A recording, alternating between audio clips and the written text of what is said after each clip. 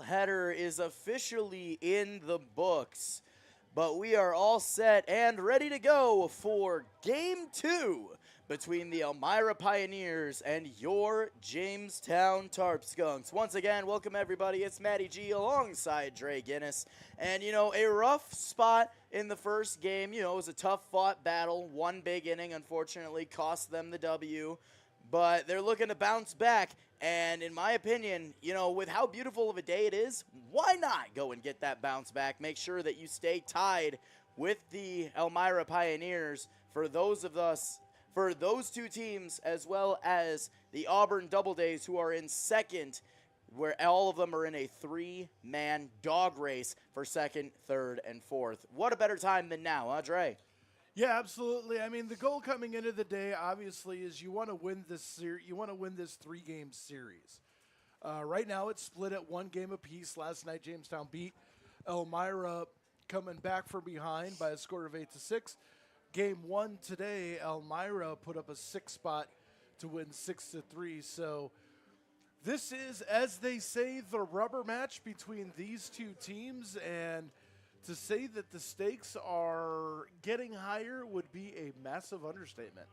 Yeah, because both teams are, as I said, fighting to chase down the Auburn Double Days, who are currently sitting in second place in the Western Division standings. It's Batavia in first, Auburn in second.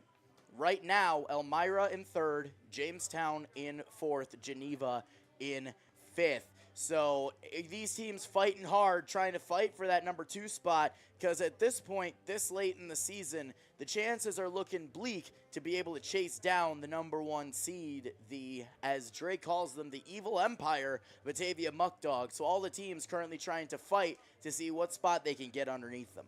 Yeah, and right now, one of the few times that we would actually cheer for the Muck Dogs is they are taking on Auburn today.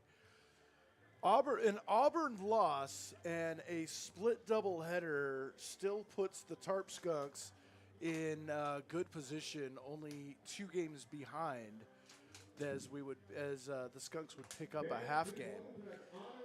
So as we head into the rubber match, as you referred to it, Mr. Guinness, why don't we take a look at the 2 teams of 11 with 10 hitters and the pitcher. Who are the 2 teams going to war for Game 3? All right, similar lineup to last game for Elmira with a few changes. Leading off and playing second base is going to be Matt Leahy. Batting second, the extra hitter, Andy Schroeder. The first baseman, Cooper Smith, will bat third. Aiden Fry, the designated hitter, bats fourth. Batting fifth, Evan Blanchard, the third baseman. Aiden Stern bats sixth and plays left field. Patrick Ward is the shortstop, batting seventh. Batting eighth, Eddie Kaufman in right field. The ninth place hitter behind the dish, Coy Schwanger, and the center fielder, Max Lalime, is 10th. Connor Freeman on the mound for Elmira, 3-0 with a 1.84 ERA. This will be his 6th game started, 6th appearance. It's at 29 1/3 innings, 19 hits, 6 earned runs given up on the season, 19 walks against 29 strikeouts. For the Tarp Skunks, Austin Matrango will lead off and play shortstop. Leo Doyle, the center fielder, will bat second. DJ Stojanovic remains in the game and shifts out to right field. He will bat third. Bobby Stang bats fourth in the cleanup spot. The 5th place hitter, Kobe Jones, in left. Shaniel Maldonado will be the designated hitter and bat 6th. Aiden Wallace, the third baseman, bats 7th. Hitting 8th behind the dish is Noah Brooks. Steven Scarfone will be the extra hitter and batting 9th. Connor Kiefer, the second baseman, batting 10th. On the mound for the Tarp Skunks, Eli Shedd. This is going to be his 5th game starting, 5th game appearance, 12 2/3 innings pitched. 9 hits, 7 earned runs, 14 walks, 14 strikeouts. Comes with an 0-2 record and a 5.10 ERA. So 2 teams looking to do battle one more time here at Russell E. Diethrick Jr. Park. Game that is crucial for both teams, so it'll be a hard-fought battle. We are just about ready to get going with the starting lineups and then the national anthem to follow. And we will be ready for the first inning of 7 more here at Russell E. Diethrick Park. We will step away for the time being. It is Matty G alongside Dre Guinness on the Jamestown Tarp Skunks YouTube channel.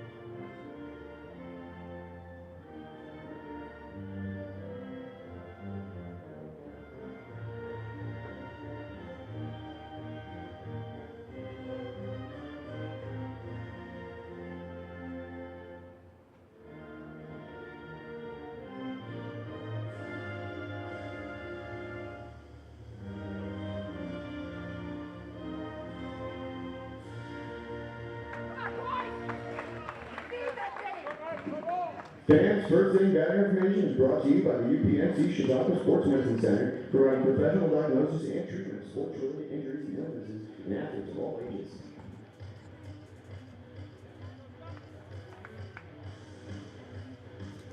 So we are set to get Game 2 underway here at the historic Russell E. Diethrick Park. Taking a look at the defensive alignment. For the Tarp Skunks, it'll be Jones, Doyle, and Stoyanovich from left to right. Wallace, Matrenga, Kiefer, and Stang from third to first. Brooks behind the dish. And on the mound, Eli Shed coming in with an 0-2 record, 5.10 ERA in 12 2/3 innings. He will face the top of the order, Matt Leahy, Andy Schroeder, and Cooper Smith. And here to kick off Game 2 between the Elmira Pioneers and your Jamestown Tarp Skunks, it's Matty G. Yay! All right. So Game 2 just about ready to get underway. As Eli Shed finishes his warm-up, once again, taking a look at the situation, we're going to start focusing more on the standings in the Western Division than as we have in the past. And the reason why is because we're starting to get close towards the end of the regular season. The end of the regular season's at the end of the month. Our final regular season game is Sunday, the 28th, ironically, against Elmira again in Elmira. So we need to make sure that the standings are acknowledged so that way everyone knows what the situation is, what the Skunks need to do, what they need to get done to make sure they get the best situation possible going into playoffs. So, situation, these two teams were tied going into game one. The Pioneers were on top at the end of game one, final score 6-3. So the Skunks looking to bring it back to a tie with them as we are set to get underway. First pitch, high and inside off speed to start things off. And it is a 1-0 count for Matt Leahy. Next pitch, called strike one, low outside corner. Eli Shed definitely a lot quicker of a pace than Hayden Givens-Craig, who started game one. The 1-1 pitch, lined foul into the Tarp Skunks bullpen. And the count's 1-2. Leahy, who went 1 for 3 in game one.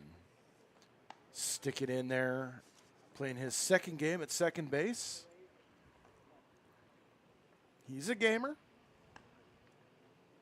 Gamers on both sides. The 1-2 pitch. Curveball bouncing on the line of the lefty's batter's box. 2-2.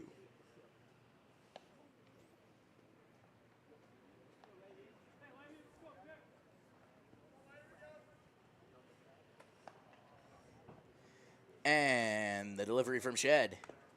Fouled off the glove of Brooks. He was able to hold on to that. That would have been strike three. Unfortunately, foul tip was not put in play.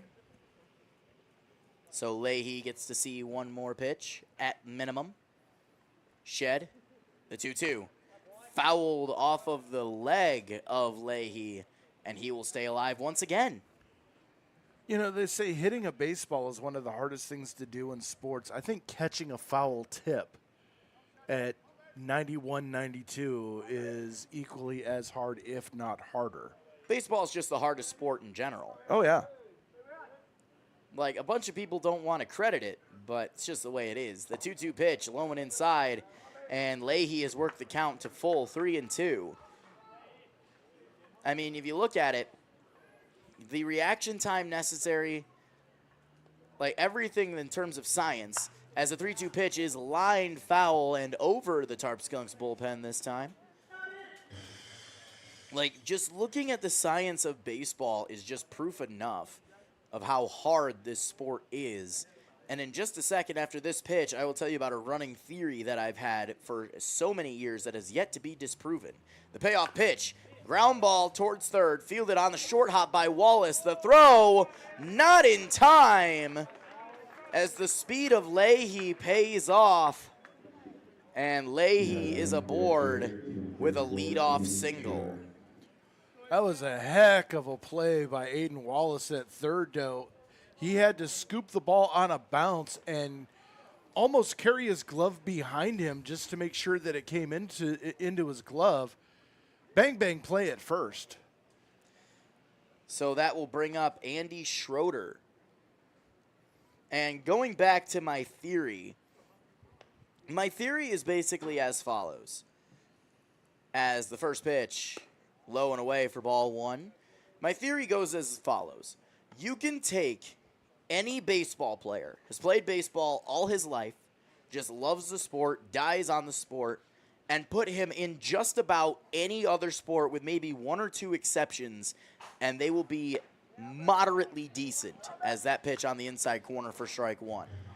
However, you take someone who has never played a single lick of baseball in their entire life, never touched a baseball, never seen a baseball diamond, but has played other sports, as a 1-1 pitch popped up, shallow left field, Matranga underneath it for out number 1. You can take any other player from any other sport that has never touched a glove, put a glove on them and put them on a diamond, and they won't know what they're doing at any point in time. The reaction time and everything will just be too much for them, and they will quit on the spot. Well, I mean, it's not just reaction time, too. I mean, that is a great theory. There's so much that goes into this game.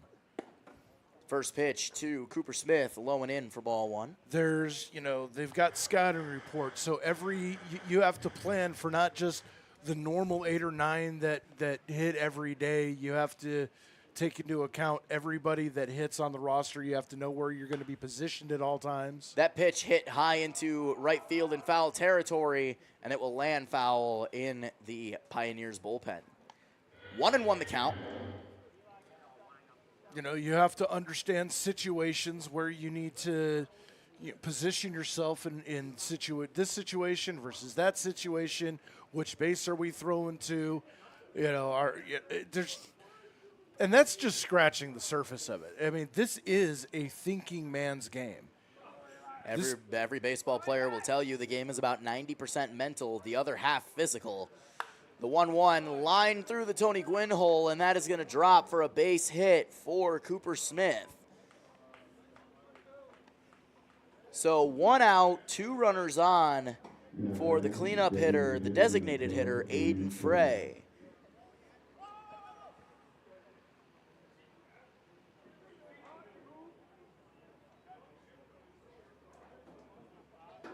This is the most athletic version of chess you will ever find.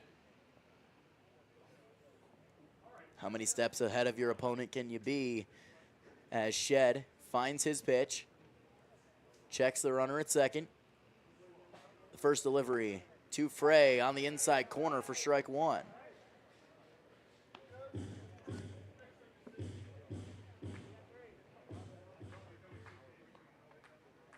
Oh, 0-1 the count.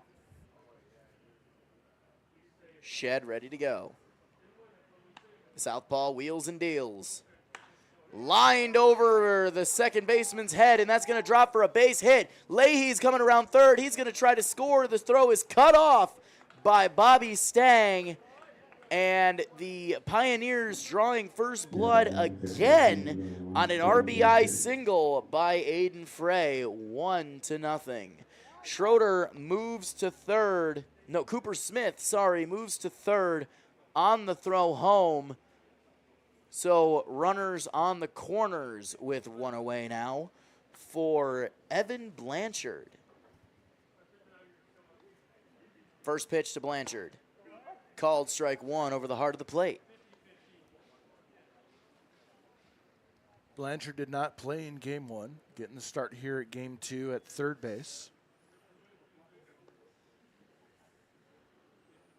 The 0-1. Curveball in the dirt, did not bite. 1-1 the count.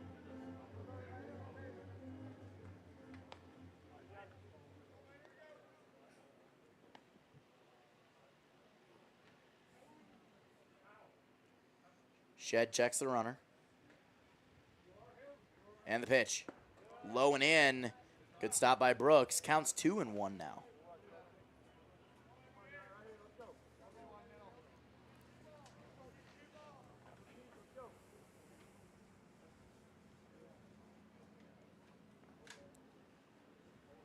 The 2-1 pitch. Swing and a miss.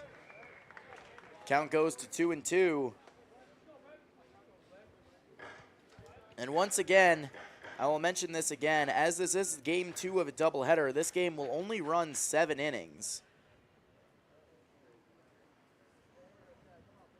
The 2-2, runner goes. Ground ball past the Austin Matranga, and that will go into the outfield as Matranga was trying to cover the base for the stealing attempt by Aiden Frey. And the hit and run working out, another RBI single, and Frey moves to third. Runners at the corners, still only 1 out, 2-0 now. Yeah, you don't write a hit and run better than that. Matranga going to cover the base. And the ball hit right where he was. First pitch to Aiden Stern over the heart of the plate for strike one.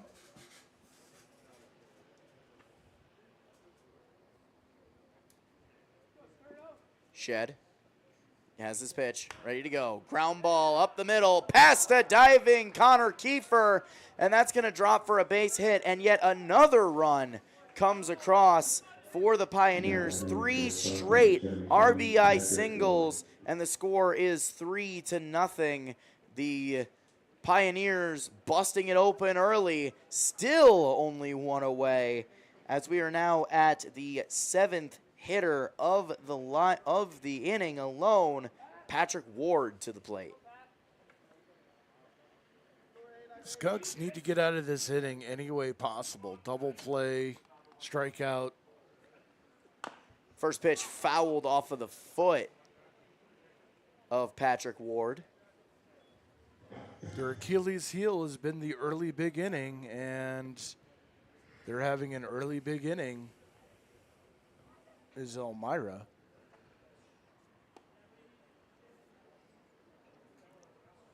Three runs on 5 hits in the top of the first alone.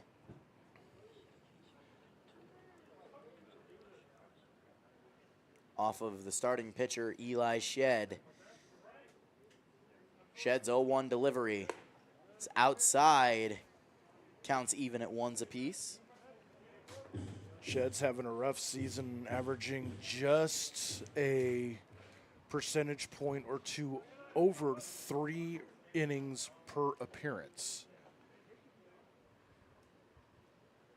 Checks the runner. Pickoff attempt. Not in time. Evan Blanchard back safely. Runners on first and second.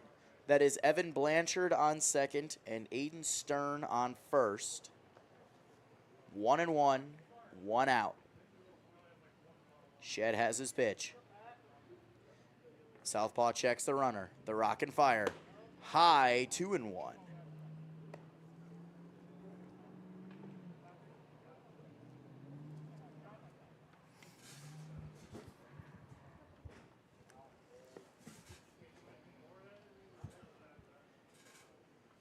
Checks the runner again.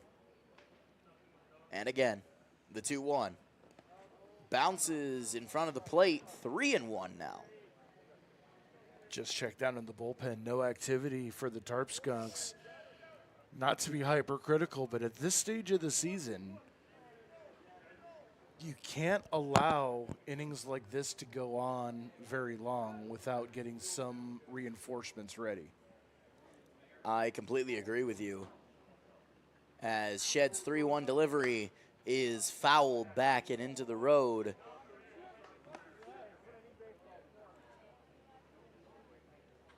Narrowly missing one singular polar bear.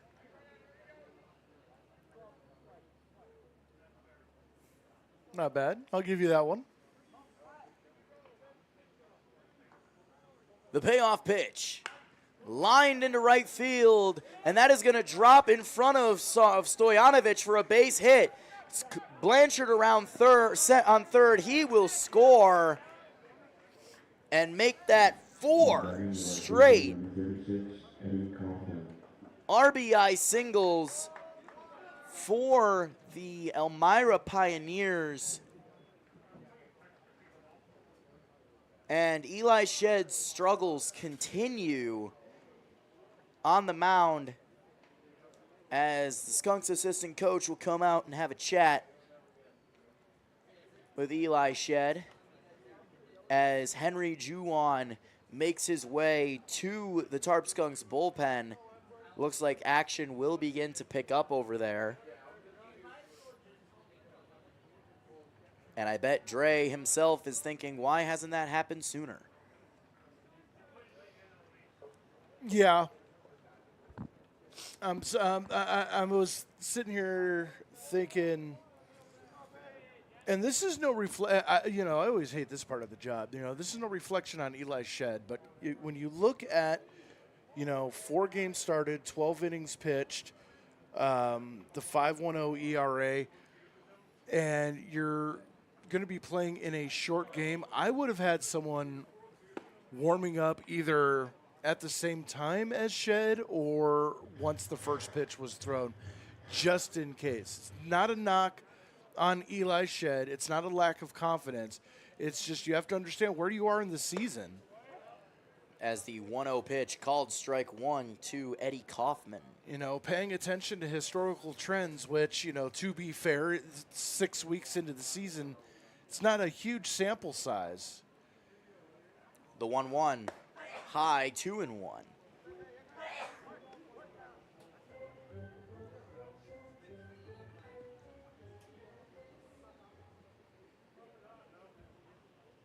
Shed with runners on the corners.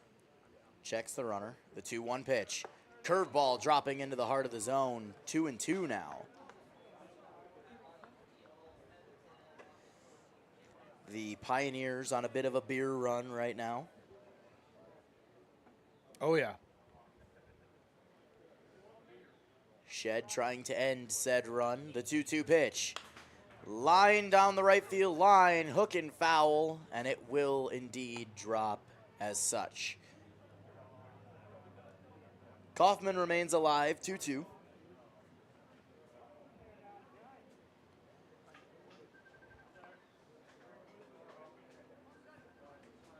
Shed at nearly 30 pitches this inning.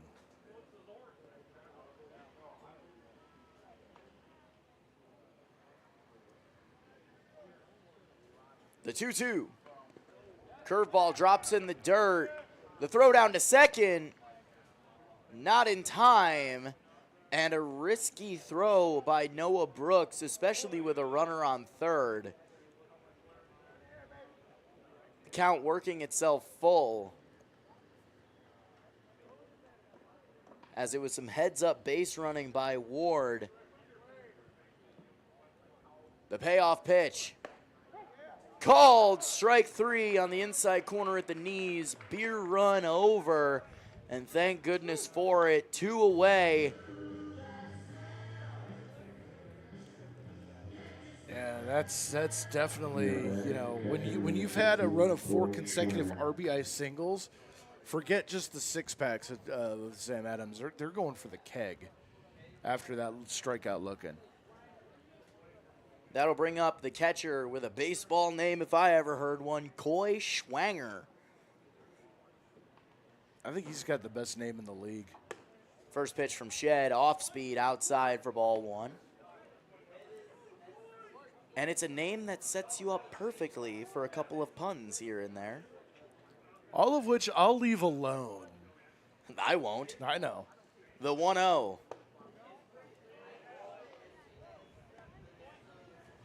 Outside for ball 2. Shed trying to fish for Coy on the outside corner.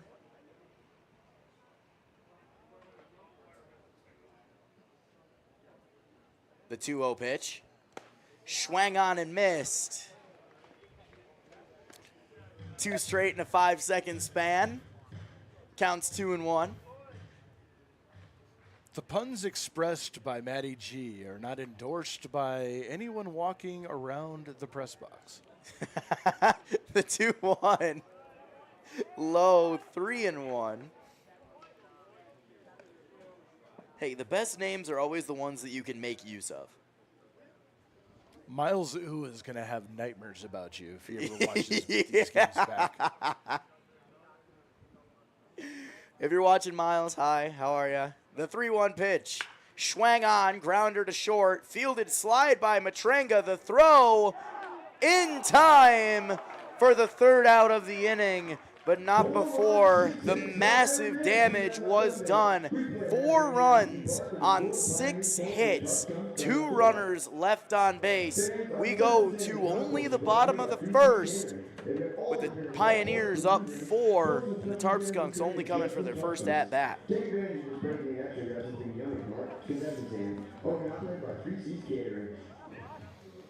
Support for our coverage of the Jamestown Tarp Skunks is brought to you by Plyler Entry Systems. Plyler Entry Systems has been serving the area since 1967. They are a proud member of the Builders Association of Northwestern Pennsylvania, the Manufacturing Business Association, and the International Door Association. They offer a wide variety of products from a number of the major manufacturers within the industry. When it comes to doors, they are the experts. Plyler Entry Systems is the proud sponsor of Whiffy, the Jamestown Tarp Skunks official mascot. For more information about Plyler Entry Systems, call 716-296-0595 or visit plylerentry.com. So along top of the first comes to an end, and the Tarp Skunks getting set to take their first hacks of game number 2. Connor Freeman on the mound for the Pioneers, 3-0 with a 1.84. He will face the top of the order, Austin Matranga, Leo Doyle, and DJ Stoyanovich. And here to boost his CRA, it's Matty G. You know, I feel like I'm the one that should have CRA for like calling away team runs. One of these days, I'll probably go back and just do all of it just to see what the difference is. I feel like if you added away team runs into that, I feel like I'm the one that's always calling the away team runs, despite the fact that I don't want to. But, you know, that's neither here nor there. As taking a look once again at the defense for the Elmira Pioneers here in Game 2. Stern in left, Lalime in center, Kaufman in right, Blanchard at third, Ward at short, Leahy at second, Smith at first, Coy Schwanger behind the dish, and Freeman on the mound. Leading off for the Tarp Skunks, the shortstop from Grand Canyon University, number 2, Austin Matranga. Austin Matranga coming to the plate for his first at-bat of the day. Did not play in Game 1. It's the first home game we've seen him here in a while. As Freeman's first pitch called strike 1 on the outside part of the plate. Getting a little bit of southpaw versus southpaw. The 0-1 pitch. Lined into right center field. Going over is Kaufman, and it won't get it. And it will run away from him, and Matranga will trot into second. Do you call that a single or do you call that a double, Mr. I call that a leadoff double, because that is not a routine play. He had to cover a lot of ground, and because he attempted to make a slide for it and it bounced off his glove, give him the single or give him the double. I was going to say, make up your mind. So that is definitely what the Skunks needed, momentum as necessary. Leo Doyle to the plate now. Remains in the same position as he had back in Game 1 in center field. His first pitch. Curveball. Did he go? The answer is no. 1-0. And again, that should be the home plate umpire's call. Especially with a right-handed batter, there is absolutely no way for the umpire in the infield to make an accurate judgment whether the bat broke the plane or not. And I say that not just from an observer point of view. I've been in that situation, and I've actually declined to make calls when it's appealed because I didn't have the right angle and I wasn't going to guess. Next pitch was low and inside for ball 2. The 2-0 pitch to Doyle, swung on and missed. Counts 2-1. Doyle did see the base path a couple of times in Game 1.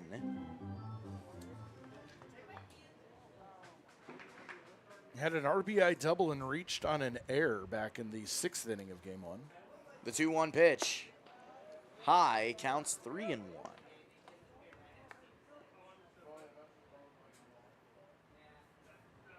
Doyle sitting in the driver's seat. Freeman has his pitch. Southpaw comes set, checks the runner once, twice, and the 3-1 pitch.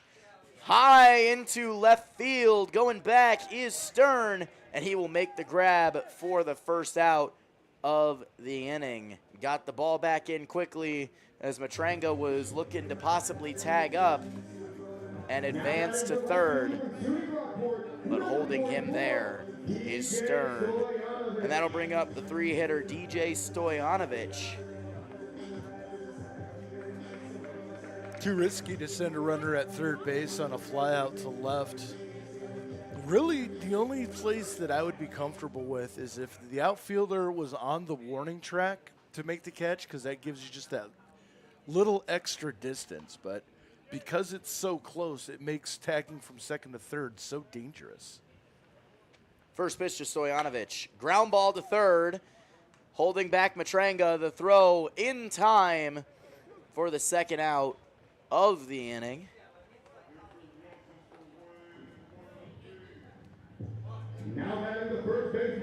And that'll bring up the big man, Bobby Stang.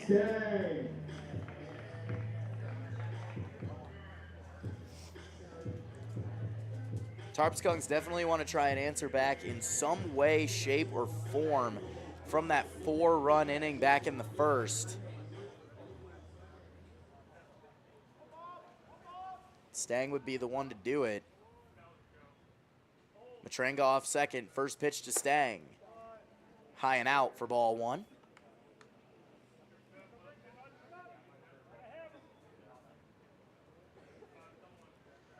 Freeman comes set. The 1-0. That blooped into center field. Coming in is Lime, and it'll bounce in front of him for a base hit. Matranga will score, and it is an RBI single for Bobby Stang, and that run is definitely a crucial one, especially in a 2-out scenario. As I said, you wanted to try and answer in some way, shape, or form. You don't have to try and answer with all 4 at once, but just like a chisel and a nail, like a chisel and a hammer, chip away at what's necessary. Reminds me of my first tablet. First pitch to Jones into left field. Underneath it is Stern for the third out of the inning. 1 run on the bat of Bobby Stang. 2 hits, 1 runner left on base. We go to the top of the second inning. The score in the Pioneers' favor, 4-1.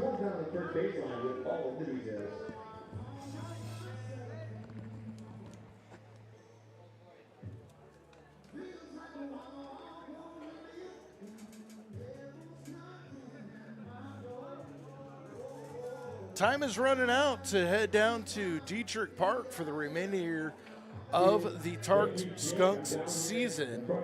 Only 6 more home games left to go until the playoffs start this Tuesday. $2 night here at the ballpark. Presented by Salen's Hot Dog.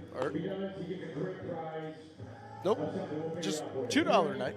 $2 beer, $2 bleacher tickets, $2 beer, $2 hot dogs, and $2 beer. The final buyout of the game is going to be Thursday, the 11th, against Geneva.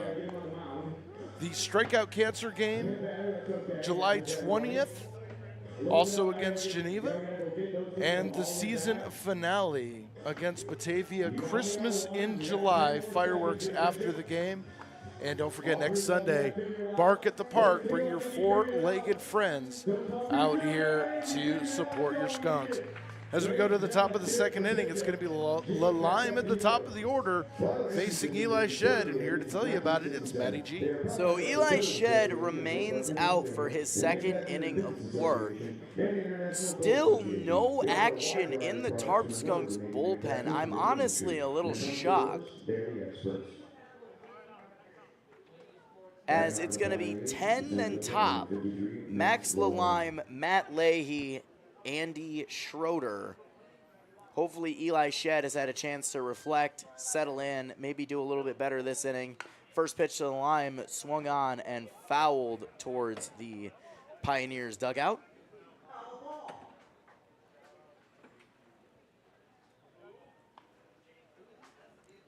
The next pitch. Curveball lined out to right and foul into the Pioneers bullpen. So Lalime has hit 1 ball to his teammates close to him and 1 ball to his teammates far from him, as the 0-2 pitch from Shed. Low and away for ball 1. Not a bad idea. He had a curveball close to that location. Put a fastball in that same location. Who knows? He could be late and swing over top of it. Or hit it off the end of the bat. That was tempting. The 1-2 swung on and missed at the pitch in the dirt. Throw down to first for the drop third strike rule. And Lalime is down on strikes. One away. And that'll bring up the top of the order, Matt Leahy. Leahy singled his first time up. For Shed, that's his second strikeout of the game. First pitch to Leahy. Low and in for ball one.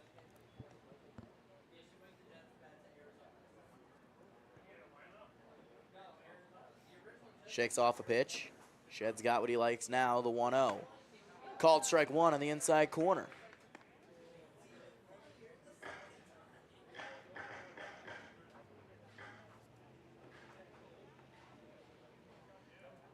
The 1-1 pitch.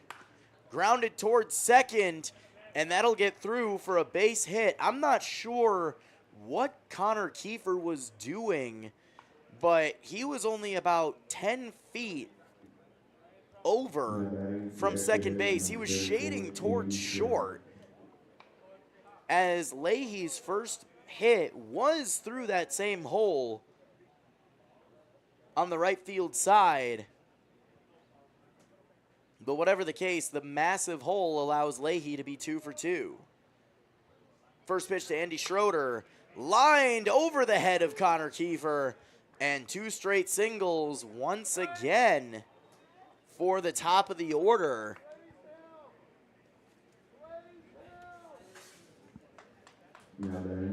Still no activity in the bullpen.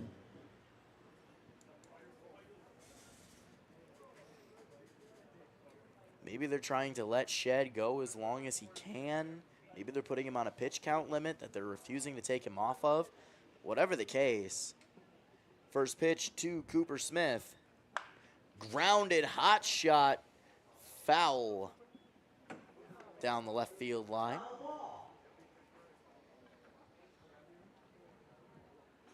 I mean, I understand you're trying to get these kids reps in. You know, they're out here playing summer ball, but you're also trying to compete for a playoff spot, trying to win games. The 0-1 curveball grounded towards first, picked up by Stang. Throw on to first, in time. Much to the heavy dismay of the first base coach, as well as Cooper Smith. Cooper Smith refusing to leave first base at first. But with the 3-1 put away, there are 2 down, but not before Leahy and Schroeder move to second and third on the putout. You know, I hate to give any benefit of the doubt to the visiting team. Ground ball up the middle for Aiden Frey, and that's going to get through for a base hit. And off the glove of Doyle once again, so 2 runs will score. And it is now 6-1 Pioneers. And Doyle is really having some struggles out in center field, fielding that cleanly, as that one was also off his wrist.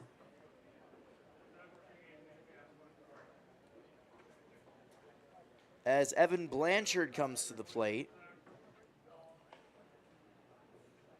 First pitch to Blanchard, way outside for ball one. Correct me if I'm wrong, but it's only 2 runs here in the inning, not 3, correct? Correct. Okay. Next pitch, fouled off, counts 1-1. This is just a strange and unusual day all the way around. Any way you look at it, it's been unusual. Runner goes, throw. Not in time and off the bag. It's kind of a weird play there by Connor Kiefer, as he almost got scared of the ball and fell over. I know he's not afraid of the ball. Whatever the case, the 2-1 pitch. Called strike 2 on the outside corner.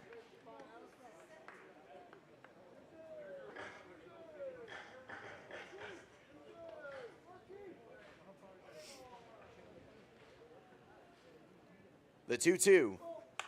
Grounded towards first, fielded cleanly by Stang, and he will take it himself for the third out of the inning. 2 runs on 3 hits, no errors, 1 runner left on base. We go to the bottom of the second inning.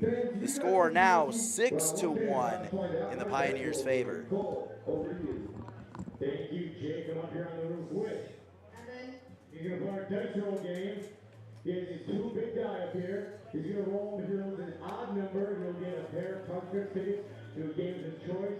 If he rolls an even number, we'll give him a foam figure. If he rolls a 6, he gets nothing.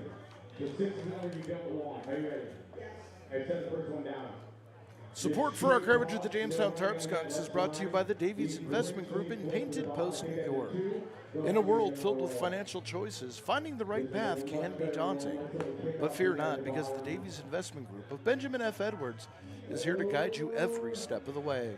With over a century of combined experience, this dedicated team is committed to helping you achieve your financial goals.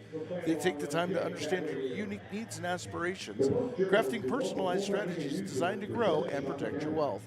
But they don't stop there. They collaborate with your trusted advisors to ensure a comprehensive approach tailored specifically to you. When it comes to your financial future, trust the experts from Davies Investment Group of Benjamin F. Edwards. Contact Davies Investment Group today at daviesinvestmentgroup.com or visit them at 310 Town Center Road, Suite 201 in Painted Post, New York, 14870. Davies Investment Group, member SIPC. As we step up for the bottom of the second inning, Maldonado, Wallace, and Brooks will face Connor Freeman, and Matty G will tell you all about it. All right, here we go. So Maldonado, Wallace, Brooks in that order. First pitch to Maldonado, grounded to short, picked up by Ward. The throw scooped by Smith in time. 1 pitch, 1 out.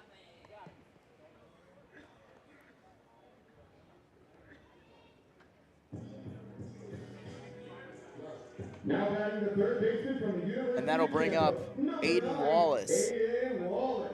We haven't seen Aiden Wallace in a little bit here at Diethrick Park.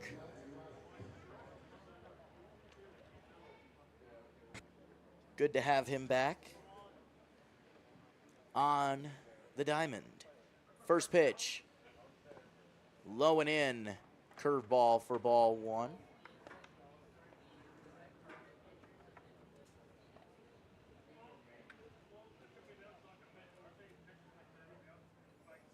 The 1-0, fouled off, counts 1-1.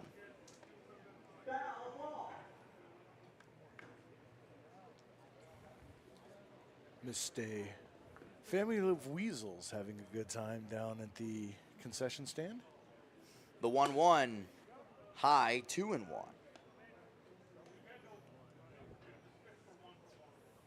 I forgot my list at home. I You have a list? I just write things down, you know. The 2-1, fouled off and into the netting. It's all part of the prep work. Prep work of wild animals? You know, I've got a theme going. I got to keep it going. 2-2, 1 out for Aiden Wallace. The pitch from Freeman. Ground ball up the middle. Picked up on the run by Ward. The throw in time. And that is out number 2. Now batting the catcher from Siena College, number 11, Noah Brooks to the plate. Brooks.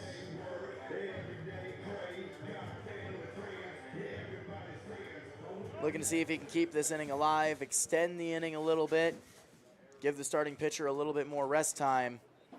First pitch, low and away for ball 1. Looks like the Skunks going to ride Eli Shed at least through 3. Next pitch, fouled into the netting, 1-1.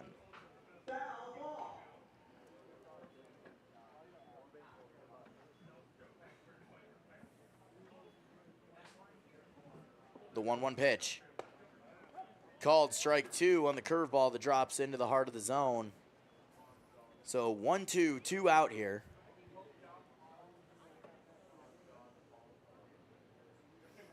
The 1-2 pitch.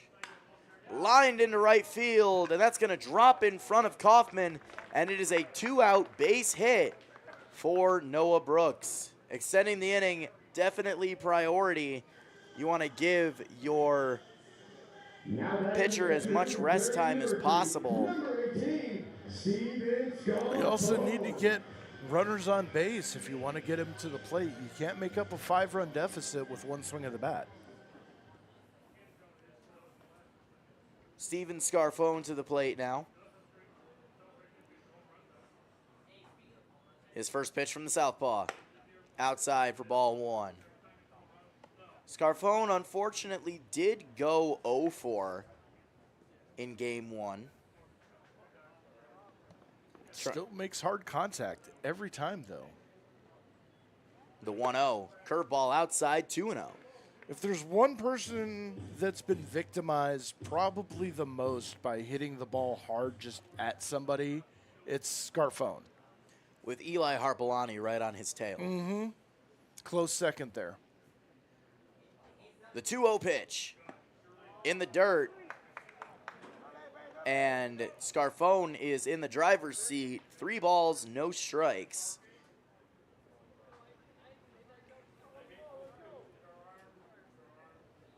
Freeman checks the runner, the 3-0 pitch, and it is a 4-pitch walk for Steven Scarfone. And this is once again the scenario of why are the runners only getting on base with 2 outs? Yeah, it's a frustrating trend. You're always fighting out of desperation. Connor Kiefer to the plate now.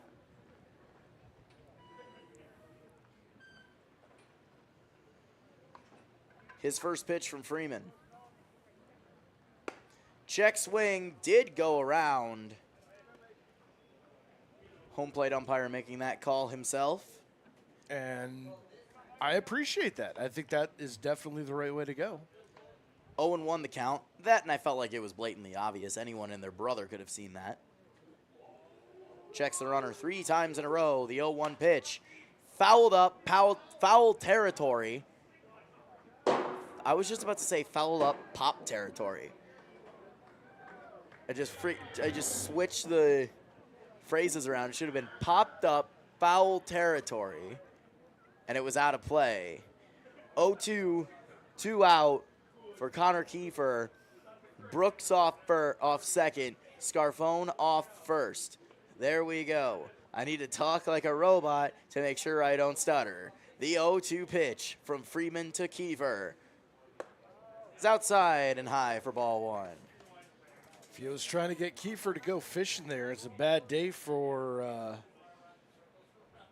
throwing high-hanging curveballs out of the zone. What was he fishing for? Koi? Probably the same thing I used to fish for in Georgia, crappie. The 1-2 lined up the middle, and that's going to drop for a base hit. Brooks around third. He's going to try to score. The throw to the plate is cut off by the first baseman, Smith. And it is a 2-out RBI single for Connor Kiefer.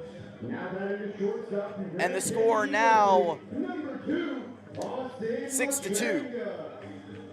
And that'll bring about the top of the order, Austin Matranga to the plate. I love that approach by Connor Kiefer, just not trying to do too much with it. Just put wood on the ball and drive it into the outfield. I feel like there are a lot of batters that need to learn that lesson sooner. First pitch to Matranga. Curveball over the heart of the plate, dropping in there for strike 1. So Scarfone off second, Kiefer off first. Freeman has his pitch.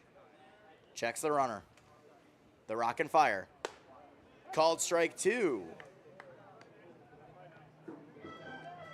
So again, an 0-2 count, an 0-2 deficit. Matranga trying to keep this inning alive.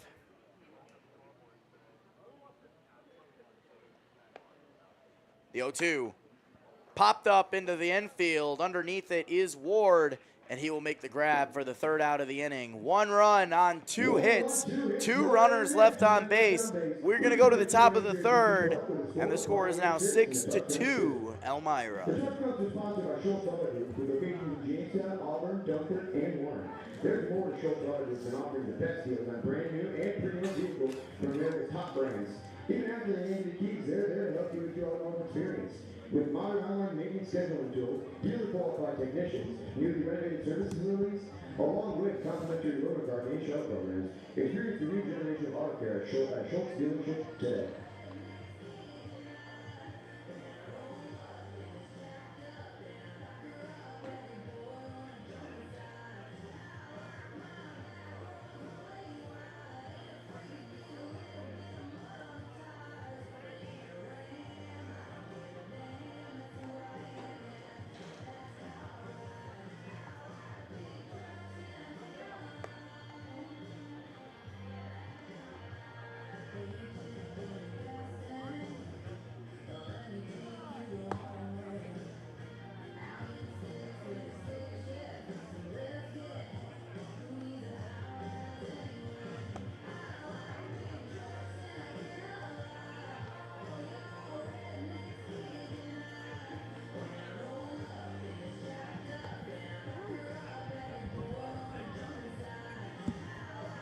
So Eli Shed remains out for his 3rd inning of work for the Skunks.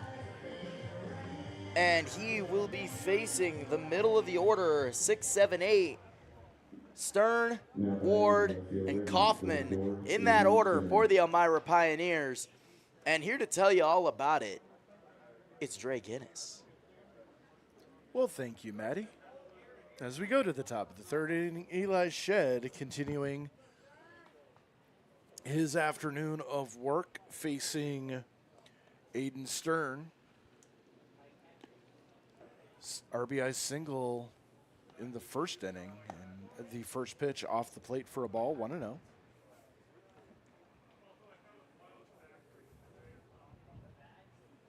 Five consecutive hits in the 1st inning, 4 of those for RBI, as that pitch grounded foul down the first baseline. Stern part of that run.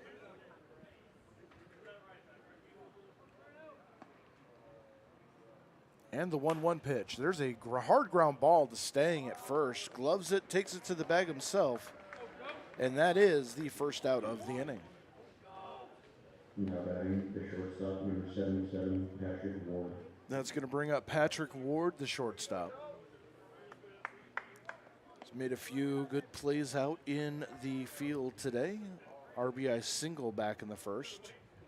He was the last of the run. And the first pitch in the dirt for a ball.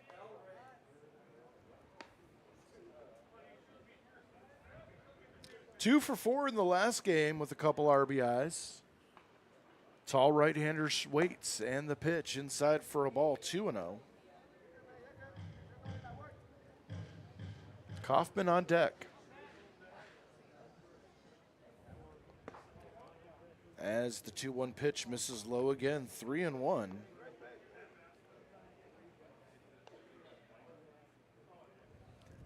The 3-1, outside corner, called strike 2, 3-2 the count now. We'll go full.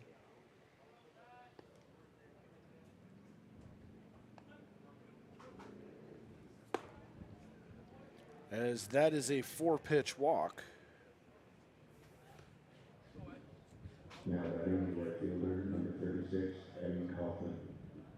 Make that a bases loaded walk. First walk of the afternoon for Eli Shed. As that brings up Eddie Kaufman, the right fielder.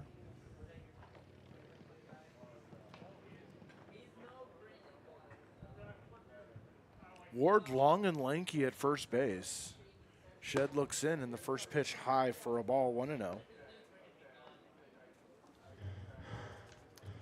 Kaufman did not play in game 1, struck out in his first at bat. As that pitch outside, 2-0.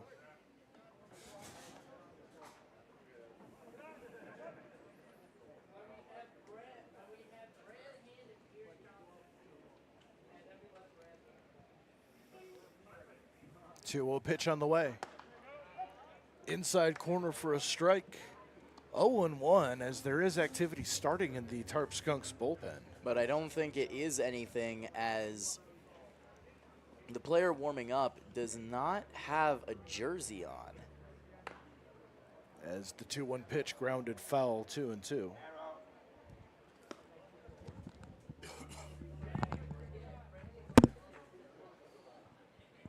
So we'll keep our eye on that. 2-2. One away, Ward off first. The pitch fouled off again. Hit the net, and we will do it again.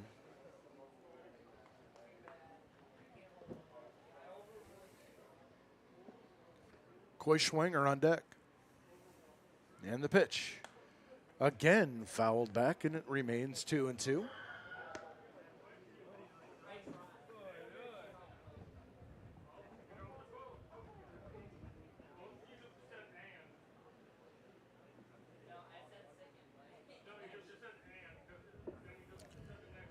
And the 2-2 pitch on the way. Fouled off yet again. So Kaufman making Shed work even harder. He's got to be getting close to his 60 pitches at this point. Went over 40 in the first inning.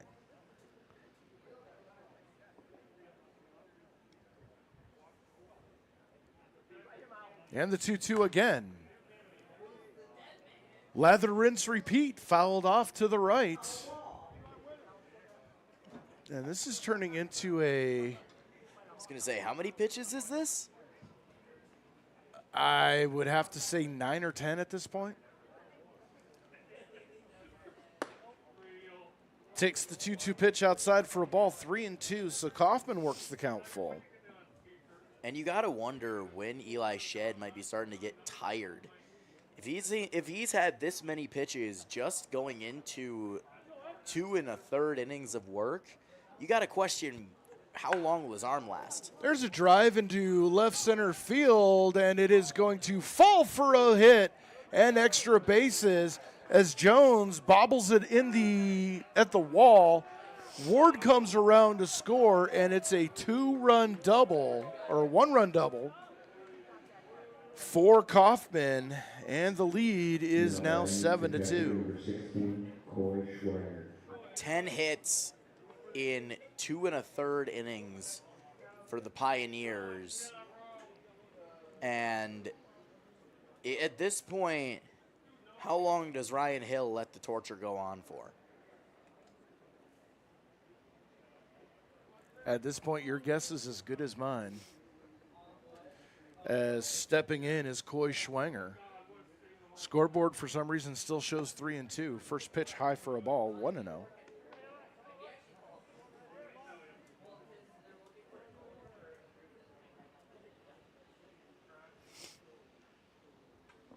Kaufman off second.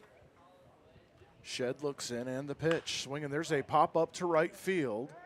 Stojanovic going back on it. He will make the catch, tagging, and advancing to third is Kaufman with no throw.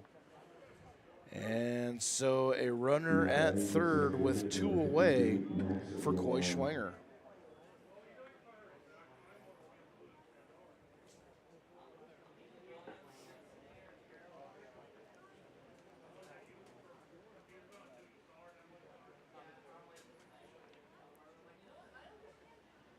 Shed kicks and throws. First pitch taken low for a ball. 1-0 to Max Lalime. Struck out in the first inning on the drop ball. Strikeout completed 2-3.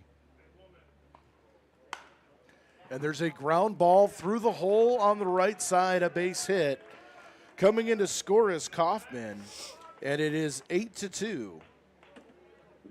Now batting the second baseman, number 2, Matthew Levi. And I don't know what's going through the head of Ryan Hill right now, but you gotta end this soon. Every single inning that the Pioneers have had has been a crooked number, 4, 2, and now 2, and that could extend even further.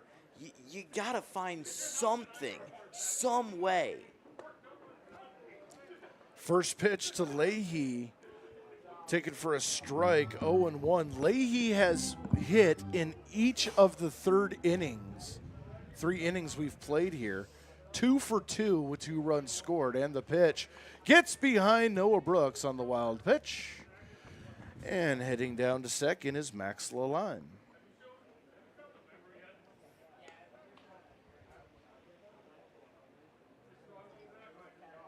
Now, I don't know about you, but it's normally at this point when I'm watching, a ball game that I start throwing things at the TV. It's when the average father watching a ball game.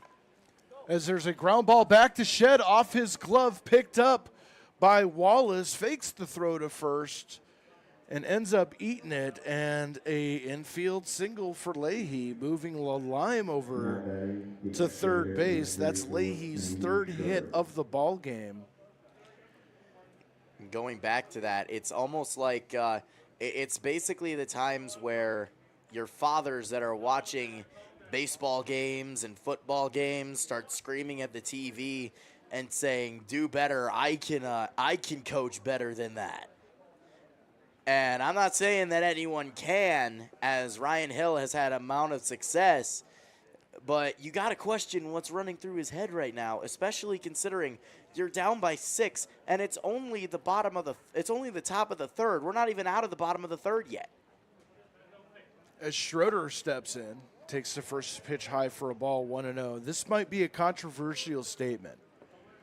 And I don't mean it as any kind of attack or whatever, but it looks like the way this game is going is they're not playing to win. They're just playing to get their reps. So that pitch taken outside for a ball, 2-0. And again, that may be a misperception on my part. Obviously, you play to win the game, but you have to question at this point, how far are you going to let this game get away from you?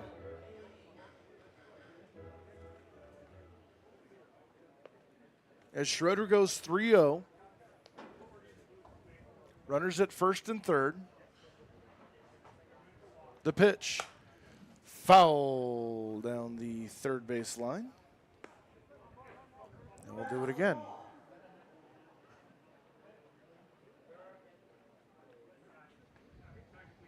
Three and one the count. 2 away here.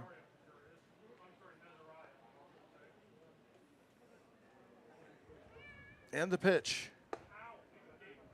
Misses inside for a ball, so the base is loaded yet again. And that's going to bring up Cooper Smith, the first baseman.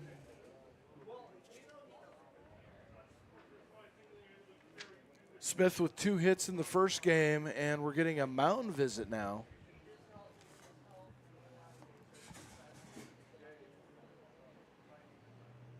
As activity in the Tarp Skunks bullpen seems to have been ramped up.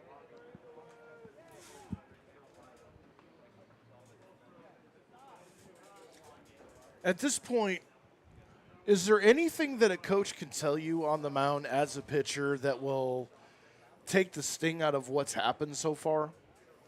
No. At this point, you have to accept what's going on. You have to accept what has happened, and you got to tell him the words dig deep. Find that next gear. Find something. I know you're probably throwing at him everything but the kitchen sink. If there hasn't been anything that you've thrown yet, if you haven't thrown him the oven, throw him the oven. Throw him the refrigerator, any appliance besides the kitchen sink before you start relying on other things and just giving up. Dig deep. Find that next gear. First pitch to Smith, taken inside for a ball. 1-0 the count.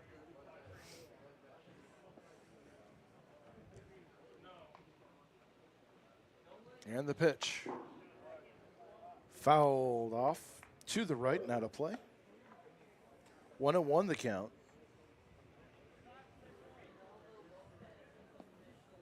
Caught by a Pac-Man frog out there.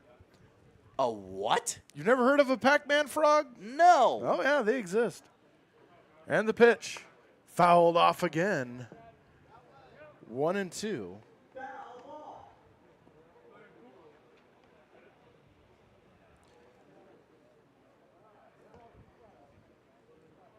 As Cooper Smith stands in a 1-2 hole here. Bases loaded with 2 outs here in the top of the 3rd inning. 2 runs already across. And the pitch taken high for a ball. 2-2.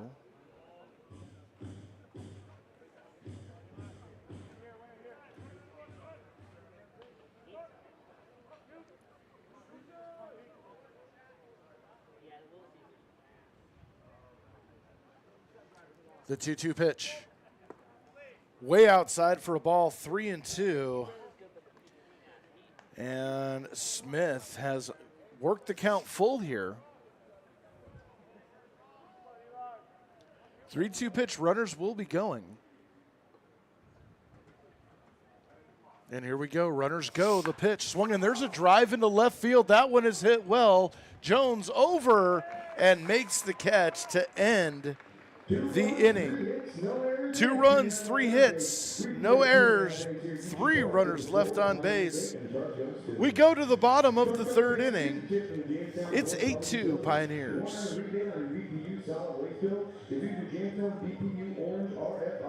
Support for our coverage of the Jamestown Tarp Skunks is brought to you by Prevention Works and Casa Trinity. Prevention Works in Jamestown, New York provides substance use prevention and social, emotional, learning, and intervention services since 1974. Casa Trinity is dedicated to empowering those on their path to recovery. Hope begins here, and recovery is possible. Both Prevention Works and Casa Trinity are pairing up to educate communities on the dangers of fentanyl that's getting too close to home. 1 pill is enough to kill, especially if it contains fentanyl. It only takes 2 milligrams to take a life, which equates to the tip of a pencil. Be proactive and protect your loved ones by learning more. Visit DEA.gov/1pill if you think someone you know is at risk, or call 716-664-3608. So as we get ready for the top of the 4th inning, warm-ups are continuing for the Elmira Pioneers. Freeman comes out for his 3rd inning of work. The batting lineup is going to end up being 2-3-4, Doyle, Stoyanovich, Stang, in that order. And here to tell you all about it, it's Dre Guinness. All right, Matty G, as we head to the bottom of the 3rd inning, Skunks have a lot of work to do to get themselves back into this game. Doyle, Stoyanovich, and Stang due up. Number 48, Leo Doyle. As Leo Doyle stepping into the plate. 0 for 1 on the day. He flew out, 0 for 1 in the game. He flew out to left in his first at-bat. 1 for 3 in game number 1 with an RBI double. And here's the first pitch, and it's grounded foul down the 3rd baseline.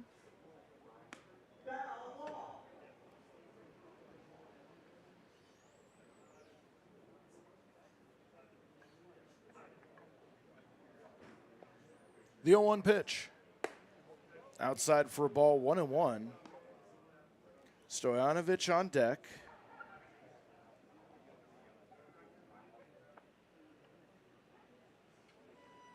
And the 1-1 pitch. Outside for a ball, 2-1.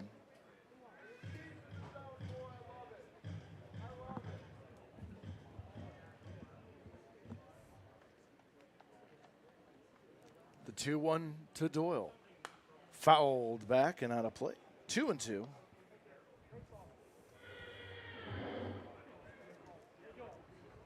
Pioneers put 4 up in the first, 2 in the second, 2 in the third. Skunks with 1 in each of the first 2 innings.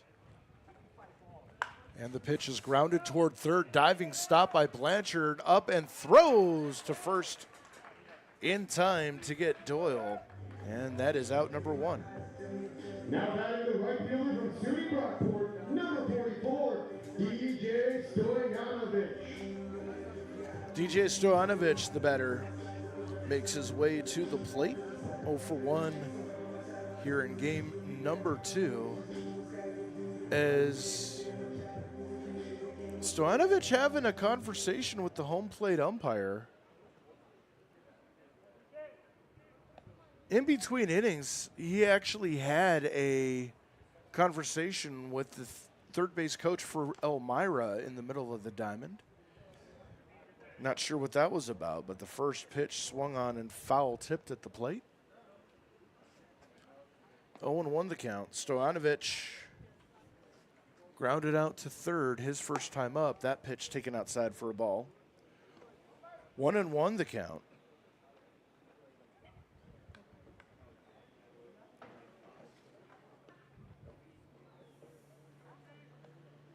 Freeman kicks and throws, and the pitch high for a ball. 2-1.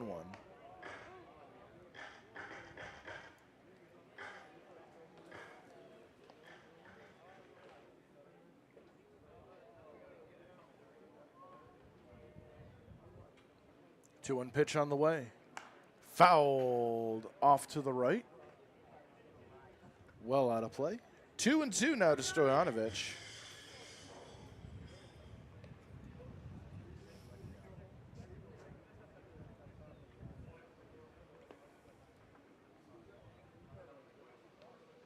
As he steps in, the 2-2. Cut on and miss. Ball in the dirt at the plate. Schwanger throwing down to Smith to complete the strikeout. 2-3, and there is 2 away here. The first baseman from State University, number 23, Bobby Stang. Bobby Stang stands in now. RBI single back in the first inning.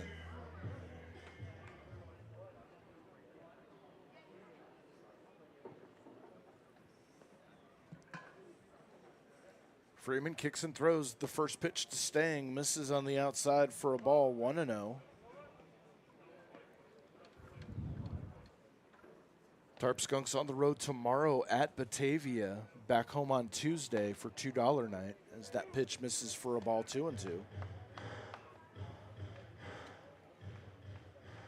And the next 3 home games for the Tarp Skunks are all some sort of promotion.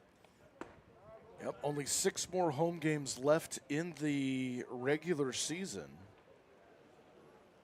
$2 night against Niagara Falls, buyout night against Geneva. Next Sunday at 2 o'clock is Bark in the Park Day. Bring your 4-legged friends out to the ballpark. Stang takes a strike, 3-1. And the pitch. Home run hack, but comes up empty, and the count goes full. 3-2. And, you know, I really wish that I wasn't going to be up here the whole game for Bark in the Park night. If it were me, I'd be downstairs and I'd be giving every single dog lovin's. Me too. At the chagrin of my dogs at home, and that one's popped up. First base side, Smith gloves it, and that is the inning. No runs, no hits, nobody left. We go to the top of the 4th inning, 8-2 Elmira. Our next on-field game is about to give one lucky fan a chance to win some great prizes. Cole, down here. Thank you, Jake. I'm down here with. She's going to put a Tarp Skunks deal or no deal. We got 4 cases. She's going to pick 2 to get rid of, and then out of the remaining 2, she's going to pick which one she wants. Which 2 do you want to get rid of? 2 and 4. 2 and 4 are gone. We got 1 and 3. Odd number type of gal. Out of 1 and 3, which one do you want? 1. Are you sure you want 1? Yeah. Let's see 1. What did she get? A pair of Tarp Skunks tickets, ladies and gentlemen. Let's hear it for Jake Beckerfield.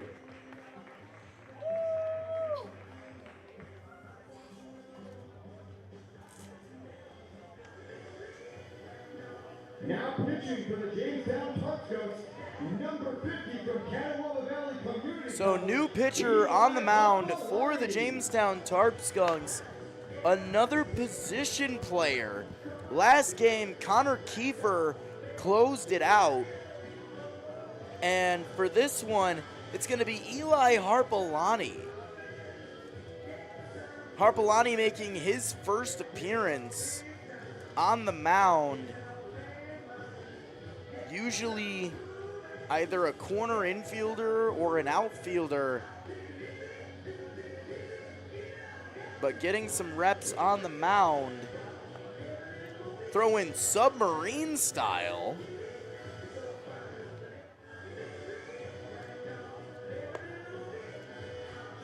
And Dre next to me showing disapproval.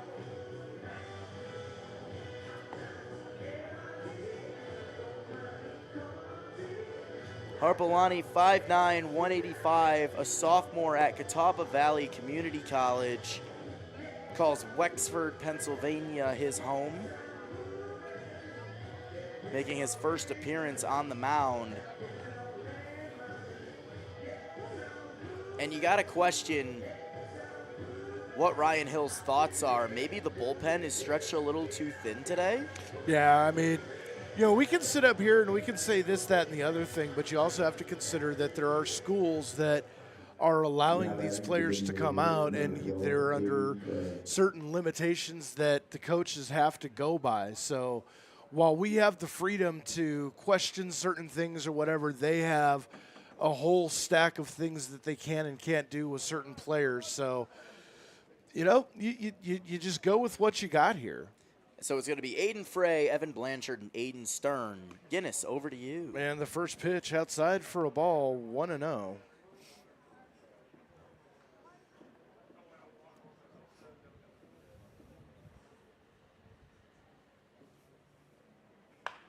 And that pitch is driven down the line into left field. That is going to be extra bases. As rounding first into the bag at second is Aiden Free with a leadoff double. Now batting the third baseman, number 1, Evan Blanchard. So leadoff man aboard for Evan Blanchard. Third baseman has an RBI single, run scored, grounded out to Bobby Stang at first. So 1 for 2 on the afternoon as that pitch is outside for a ball, 1-0.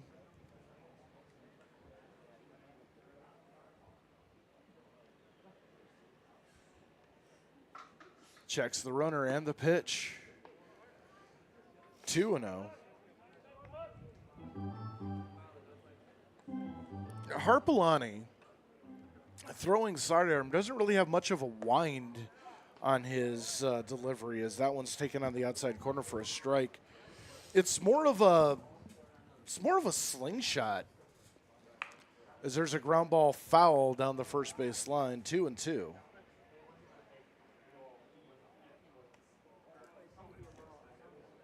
Trying to figure out the best way to describe it.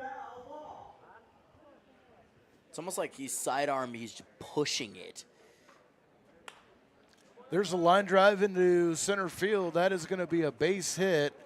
Pulling into third and holding there is Frey. And the first two Pioneers aboard here in the top of the fourth inning. As Aiden Stern steps up to the plate. Also had an RBI single, grounded out to Bobby Stang back in the third inning. First pitch, taken low for a ball, 1-0.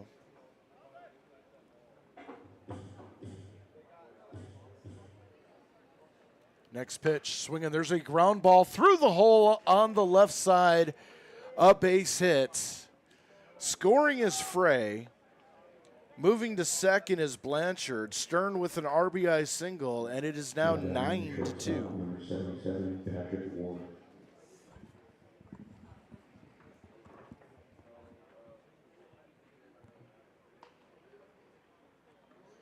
And as first pitch in there for strike one, I have to take a look at the chat really fast. Behind the backstop, what is going on? Are they out of pitchers in a must-win scenario? They have to be. There has to be a reason to put in a position player on the mound at this point. As Ward grounds out in a fielder's choice, Matrenga to Stang. Kind of takes the energy away from the game. You can't help but agree with him at this point, but unfortunately, because we're up in the press box, it's only speculation. And that's why I don't like being hypercritical in this situation, because there are things that we don't have the in-depth, knowledge, things that are above our pay grade. As much as we want to talk about it and as much as we want to understand it, unfortunately, we're just third-party bystanders. As that pitch misses outside for a ball 2-0. Kaufman struck out in the first, RBI double back in the third inning and scored a run. Swinging, there's a line drive into left field. That's going to score 2. Pulling into first and holding there is Kaufman. And the Skunks are 1 run away from reaching the mercy threshold. I believe the mercy threshold is 12. Well, I'm sure we're going to find out.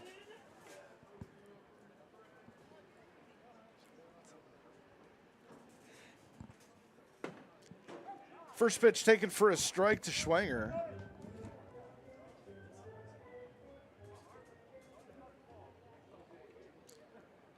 As Kaufman leads off first, the pitch, there's a ground ball up the middle, base hit. Kaufman moves to second. And it's not, okay, it's not like Harpelani is pitching bad. He's actually throwing the ball over the plate. It's just a little bit slower than most hitters are normally used to seeing, so they're seeing it a little longer coming into the zone. It's just batting practice at this point. Yeah, and they're getting balls that are getting hit into holes. There have been a couple of hard hit balls that are legitimate. The double by Frey, the double. As there's a ground ball to third, dropped on the throw to second. And at this point, all of the energy from Jamestown has been just swept away.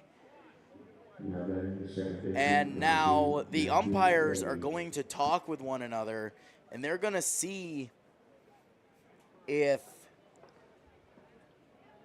Schwanger at second went out of the baseline.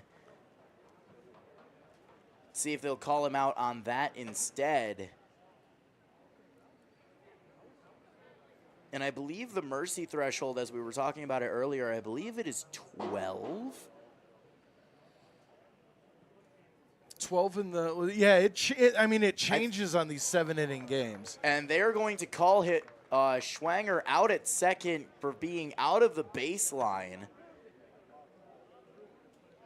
And I believe it is 15 after 4, 12 after 5, 10 after 6. Is, I believe, the mercy rule. If anyone knows anything else, let me know. I could very well be wrong on that. As there's a line drive down the left field line and foul. And if that was straight, that might have been gone. As that is the first time that I have written in OOBL in a scorebook. Out of baseline. Yep. The 0-1 pitch. There's a ground ball to third. Nice diving stop by Wallace. Throw on to first. Not in time. And again, that's the second time this game that Aiden Wallace has had a nice play. The throw on the run with the scoop into his body, the diving stop just then. It's just he's not getting it out of his hand quick enough. At the scoop by Stang was good. Everything was just half a second late. If this game was a meme, it would be Bad Luck Brian. First pitch taken low for a ball, 1-0 to Schroeder. And again, I'm with behind the backstop. If the pitchers are at their counts, I say put them all in like against Buffalo. I'm with you on that, but unfortunately, as a pop-up on the infield, Wallace underneath it puts it away for the final outs of the inning. But more damage done, 4 runs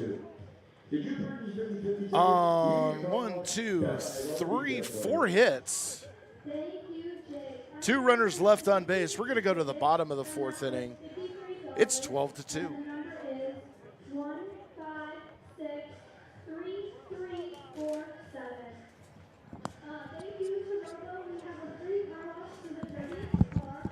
So if Kia Sportage New York license plate GAT31. Support for our coverage of the Jamestown Tarp Skunks is brought to you by the Davies Investment Group in Painted Post, New York.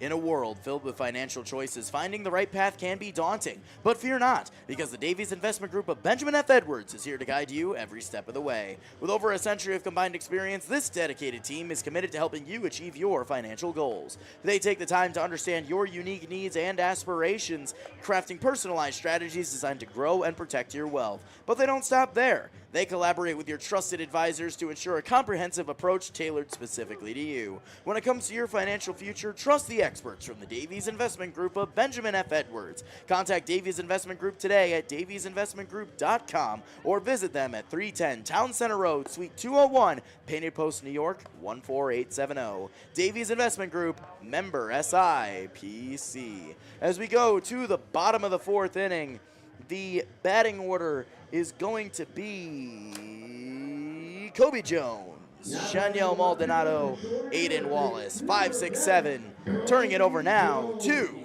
Mr. Pint of Guinness. I could use one right about now. 12-2, Pioneers with the lead going to the bottom of the fourth inning. I don't like the flavor of Guinness myself, I will acknowledge. Well, are you talking about stout or draft?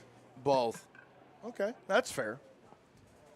First pitch to Kobe Jones, taken outside for a ball, 1-0. So going back to what I saw in the chat, it's not a bad idea to instill some energy. There's a flare down the left field line, and it's going to fall for a base hit. Holding it first is going to be Kobe Jones with a leadoff single. It's a good idea to instill that energy, put the pitchers in. You know, everyone loved that game against the Buffalo Diesel, but that was an exhibition game. You know, that was an exhibition game. It was going to get struck. It was going to get erased from the record books. It did not matter. This game does matter. And so while I understand where you're coming from, it just doesn't make sense, especially in a league game where even though you're down 10, nothing is impossible. As Shaniel Maldonado checks his swing on the first pitch, inside for a ball, 1-0.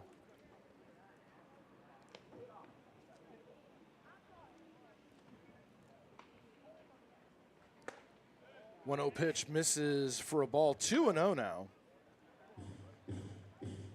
So Freeman has been rolling right along here. 2 runs on 5 hits. Tarp Skunks have given up 12 runs, 18 hits. And the pitch cut on and missed. 2-1.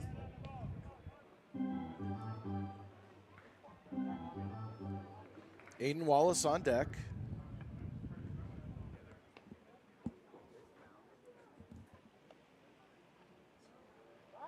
Snap throw over to first. Kobe Jones able to get back.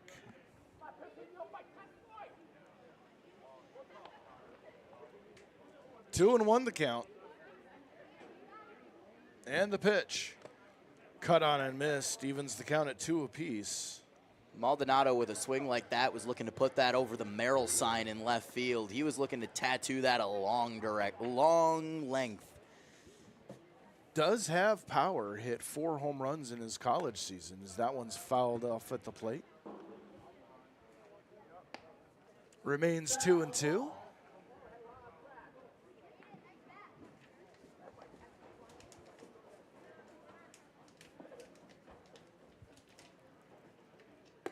Two-two pitch missing on the outside for a ball, 3-2 the count. So it goes full. I think also, too, part of the dilemma is that you've got a road game at Batavia tomorrow night and Niagara Falls before you get a day off on Wednesday, as that pitch grounded foul down the first base line, and we will do the full count over again. It's times like this where I'm glad I'm not in Ryan Hill's shoes. It's the difficult decisions that can cause disapproval that make people scared of coaching.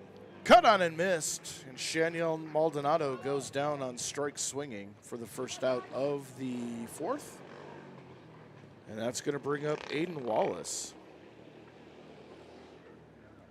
Wallace Now batting the third base. grounded out to short his first time up. Aiden Wallace.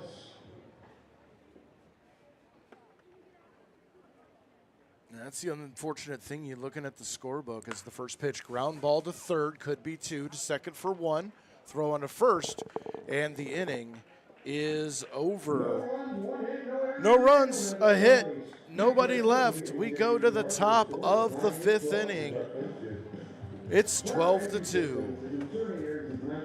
They are proud member of the Builders Association of Northwestern Pennsylvania, the Manufacturing and Business Association, and the International Door Association.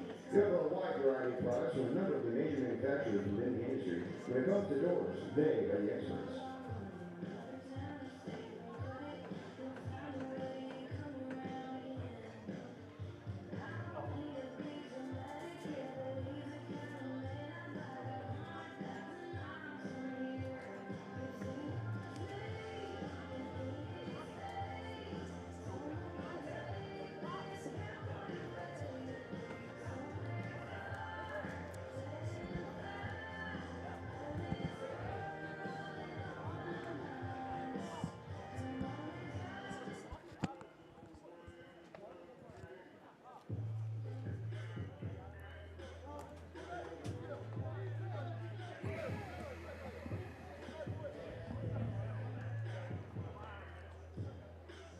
Now pitching for the Jamestown Tarp Skunks, number 23 from Dayton University, Bobby Stang.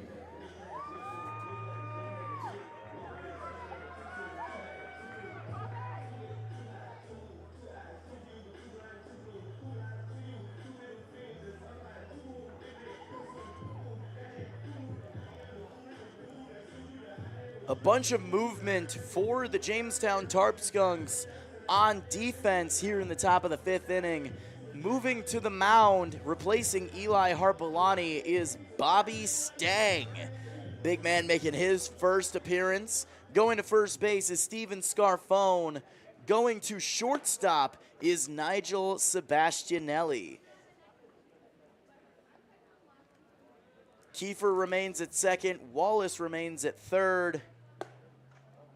And the outfield remains not quite the same. Hang on. Kobe Jones is no longer in left field. Oh, I see what they did. Austin Matranga has moved from short to second, and Connor Kiefer has moved from second to left, while Doyle and Stoyanovich remain in center and right. So a bunch of movement on defense as we head to the top of the 5th inning here.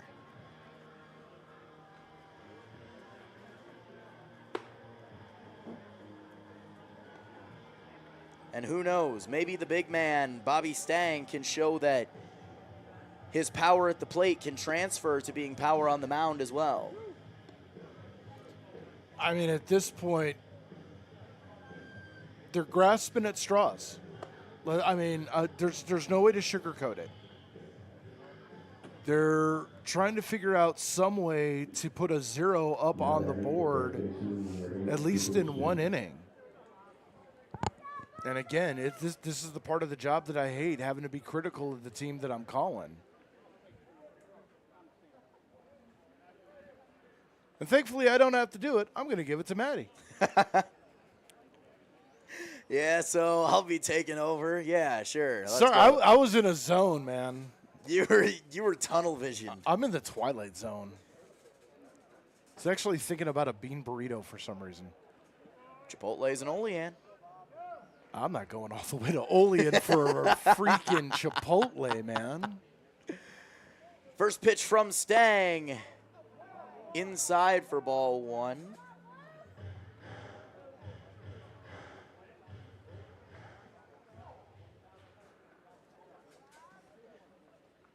Next pitch. Popped up, right side, drifting foul. Coming over is Stojanovic. Makes a slide, but couldn't come up with it. And the count goes to 1-1. This is Cooper Smith at the plate right now. It goes Cooper Smith, Aiden Frey, Evan Blanchard.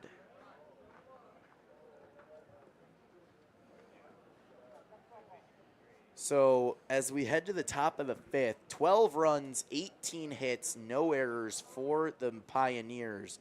2 runs, 5 hits, 2 errors for the Skunks as that pitch bounces in front of the plate for ball 2.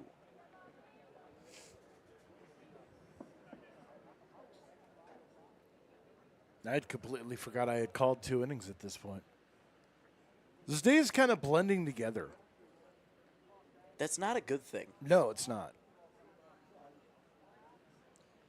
2-1 the count. The pitch from Stang.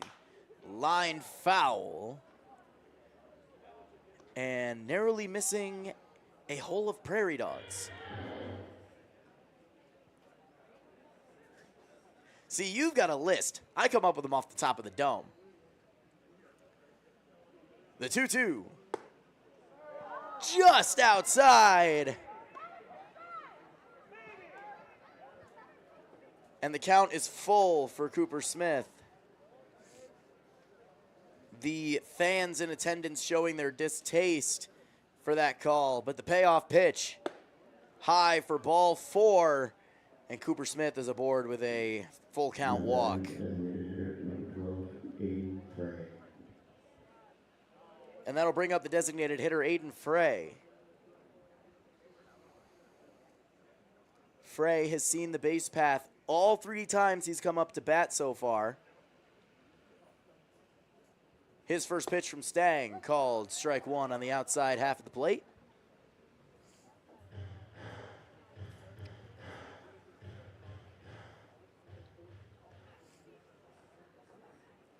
Stang's next delivery. Low and in for ball 1.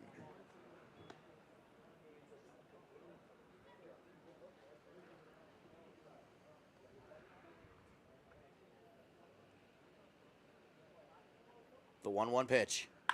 Lined into center field. Going back is Doyle. And he's camped under it for the first out of the inning as Cooper Smith trots back to first base. 1 away for Evan Blanchard.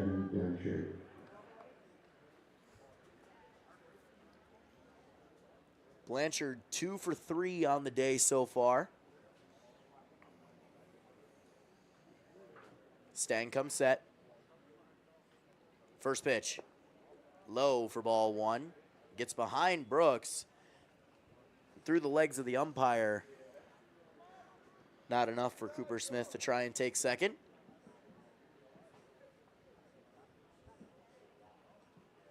The 1-0 delivery. High for ball 2. The best way that I could describe Bobby Stang pitching on the mound is that he looks comfortable and uncomfortable at the same time. Agreed. The 2-0 pitch. Ground ball towards third, foul. But he's been effective. I mean, he is throwing strikes. Again, kind of a similar deal to Eli Harpelani.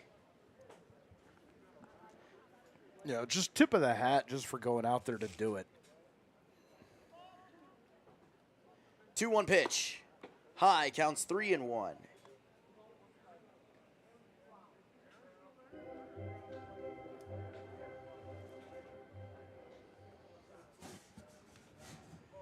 The 3-1.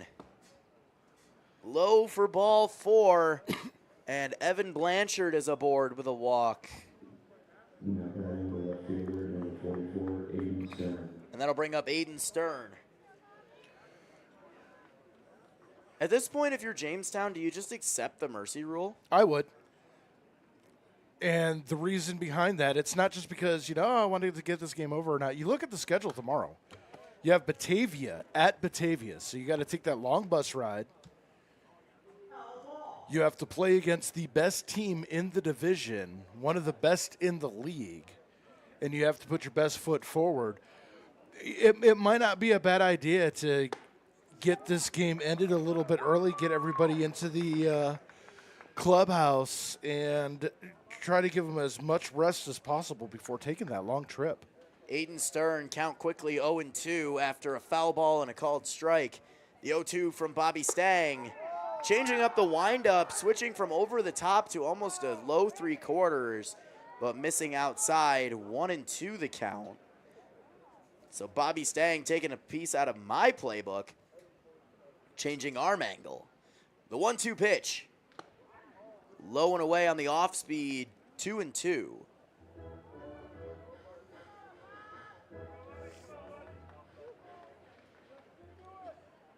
Stang comes set. The delivery. Line foul. And out of play.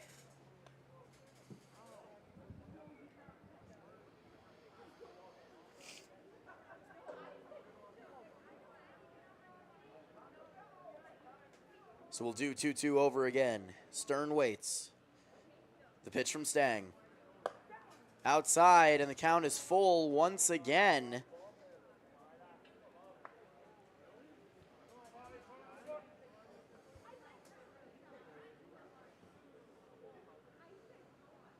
The payoff pitch fouled off.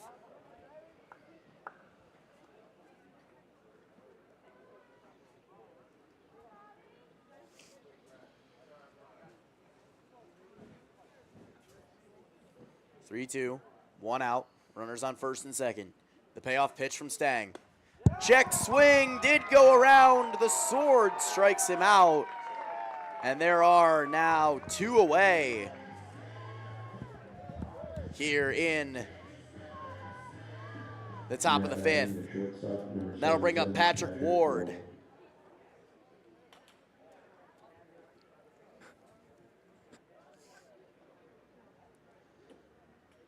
Stang shakes off a pitch, shakes off another. Now he has what he likes. First pitch. Bounces underneath the legs of Brooks, and the runners will trot to the next base in front of them. Runners on second and third now. Brooks showing some frustration with himself. Not a lot he could have done about that one, though. Besides block it. It had a funky spin. The 1-0. Inside corner, called strike 1. Ward showing a little bit of confusion. The 1-1 delivery. Fouled off and into the concourse. And Stang 1 pitch away from getting out of this inning.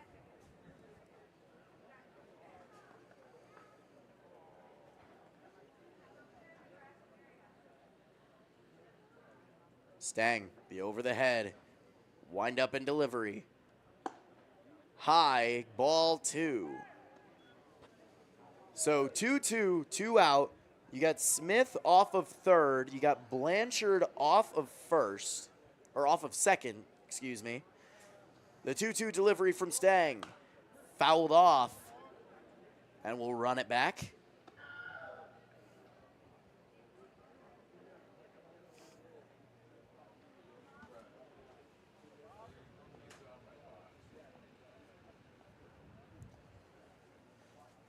Once again, the rock and fire.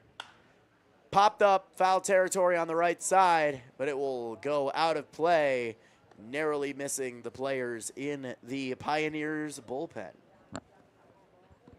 that are currently playing hacky sack. Yeah, they got the rest of the night off. The 2-2.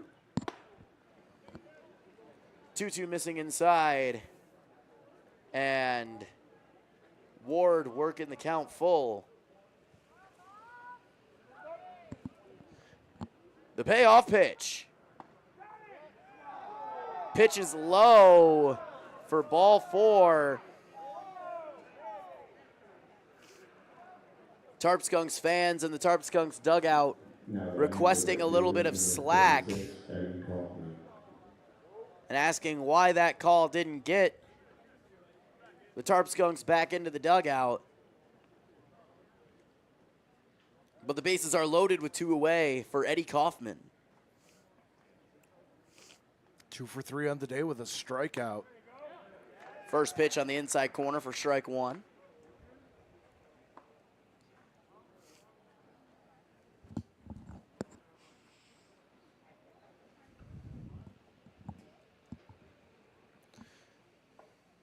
The 0-1 pitch. Missing inside, 1-1. Kaufman narrowly avoided an RBI via hit by pitch.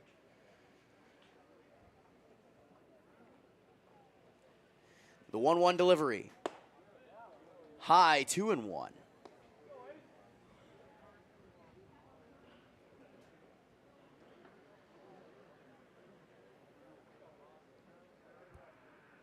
Stang, the delivery.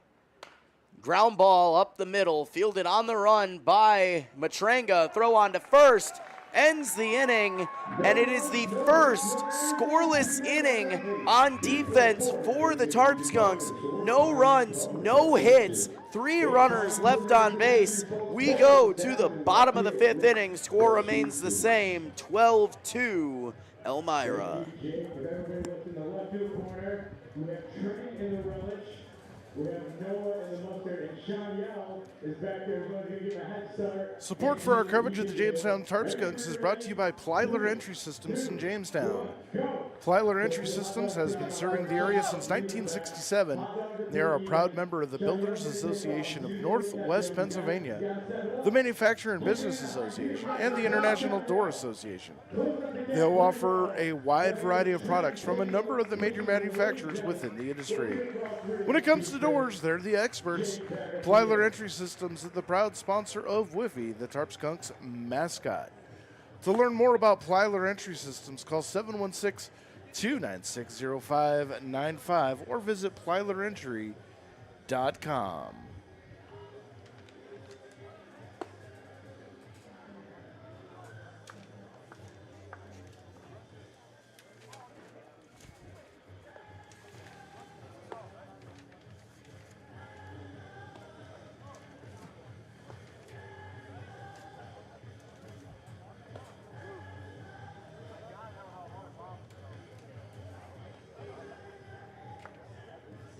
Connor Freeman continues his outing as he will face Brooks Scarfone and Kiefer.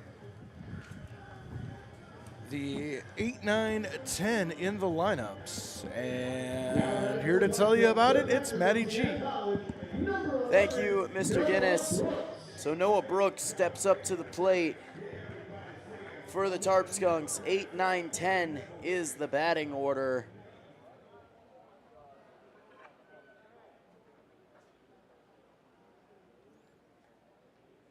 First pitch, line shot over to third. Hot corner, catches the line out. 1 pitch, 1 out. Now batting the first baseman from Blair University, number 18, Stephen. It was a hard hit ball. Unfortunately, it was just right at Blanchard over at third. He was able to catch it on the fly at about his knee height for out number 1. Steven Scarfone now, his first pitch. Called strike 1 on the outer half. Yeah, it's one of those plays where that's just the way the cookie crumbles. Scarfone did see the base path his last time up. 0-1 pitch fouled off. Scarfone quickly down 0-2.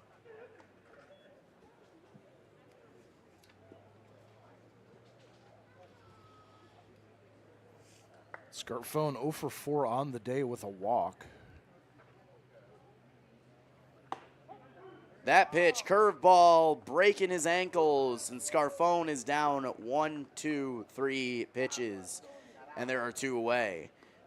And that'll bring up Connor Kiefer.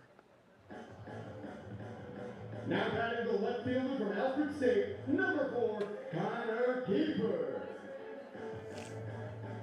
Kiefer singled back in the 2nd inning. one of 2 RBIs on the game. So officially 1 for 1. First pitch grounded up the middle, blocked by Freeman. Throw on to first in time for the 3rd out of the inning. 1-2-3 inning for Freeman. No runs, no hits, no runners left on base. We go now to the top of the 6th. The score still remains the same, 12-2.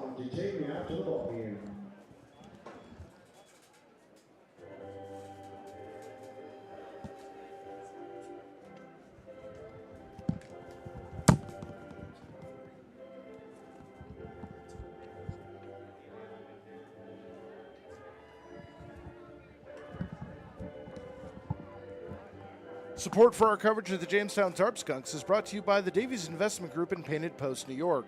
In a world filled with financial choices, finding the right path can be daunting. But fear not, because the Davies Investment Group of Benjamin F. Edwards is here to guide you every step of the way. With over a century of combined experience, this dedicated team is committed to helping you achieve your financial goals. They take the time to understand your unique needs and aspirations, crafting personalized strategies designed to grow and protect your wealth. But they don't stop there. They collaborate with your trusted advisors to ensure a comprehensive approach tailored specifically to you. When it comes to your financial future, trust the experts from the Davies Investment Group of Benjamin F. Edwards.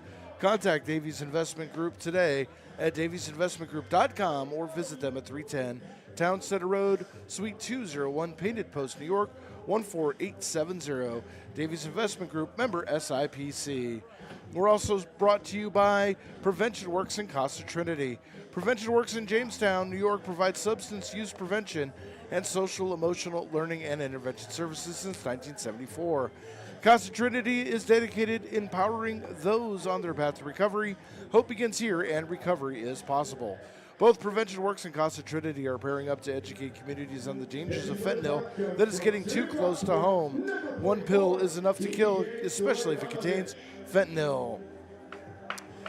It only takes 2 milligrams to take a life, which equates to the tip of a pencil. Be proactive. Protect your loved ones by learning more. Visit DEA.gov/onepill if you think you know someone at risk, or call 716-664-3608 as there is a new pitcher on the mound for the Jamestown Tarp Skunks. That is DJ Stoyanovich. As I will take it over from you to allow you to breathe from talking like an auctioneer. First pitch from Stoyanovich, high for ball 1. So Stoyanovich and Stang trading places. Everyone else remaining where they are. The 1-0 is low for ball 2. So Stoyanovich moving to the mound, Stang moving to first. The 2-0 pitch. Outside for ball 3.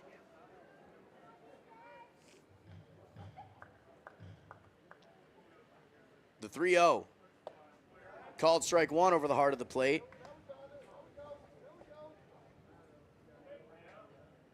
The 3-1. Cut on and missed. And the count's full. It's a combination of batting practice and an EFIS pitch right there. As that pitch was just outside for ball 4. And Coy Schwanger is aboard with a walk. And that'll bring up Max Lalime, the center fielder. His first pitch from Stoyanovich, low for ball 1.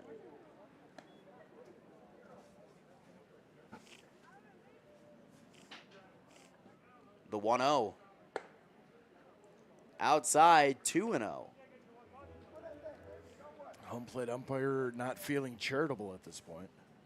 2-0 popped up left field side. Going over is Kiefer, and he will make the grab for out number 1. That brings back the top of the order. Matt Leahy coming up to the plate now. This is his 5th at bat in 6 innings, and he's 4 for 4. First pitch. Popped up, foul territory. Coming over is Stang, he will stop at the fence as the ball lands in the metal bleachers. It landed right on the top of the post that holds the fence up and took a funky bounce. There's your 1 in a million play for the day. So 0-1 the count. Stojanovic pulling a Craig Kimbrell. Which I never understood that. The 0-1 pitch. Outside corner called strike 2.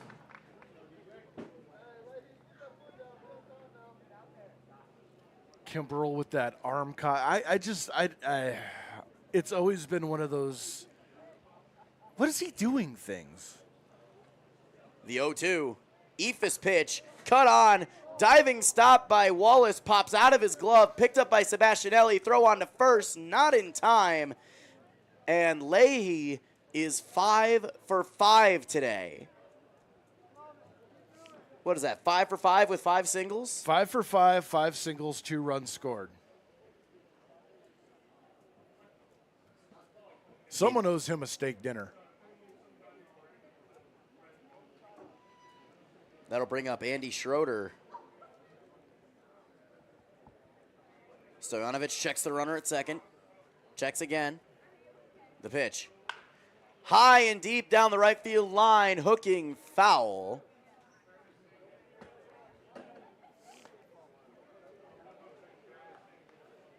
That one hopped the fence out past the bullpen.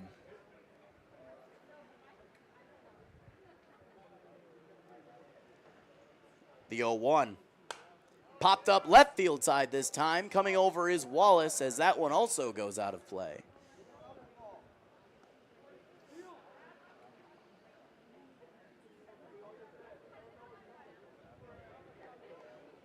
Oh and 2 now for Andy Schroeder.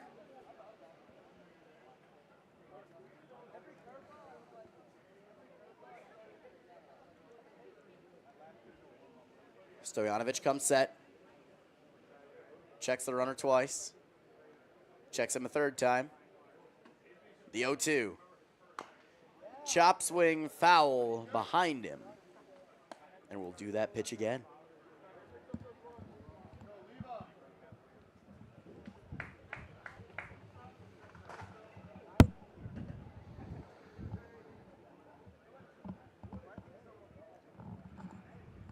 Oh, back to the. Oh, now he added a circle on the Kimbrell arm and went popped silent. up, foul territory, and bouncing on top of the Tarp Skunks dugout roof. And caught in the air by a lucky fan. Stojanovic ran all the way from the mound to try to field that ball. Look, as off the rails as this game has been, they're still putting in a hell of an effort. Special mention to Aiden Wallace diving on that ground ball to third by Leahy. Always put in 100%. 0-2 lined over the head of Austin Matranga, and that's going to drop for a base hit. The runners will stop. No runs across. Bases left loaded. Now batting the first baseman, number 8, Cooper Smith. And that'll bring up Cooper Smith. And that begs the question, was that done out of pity or mercy? Both.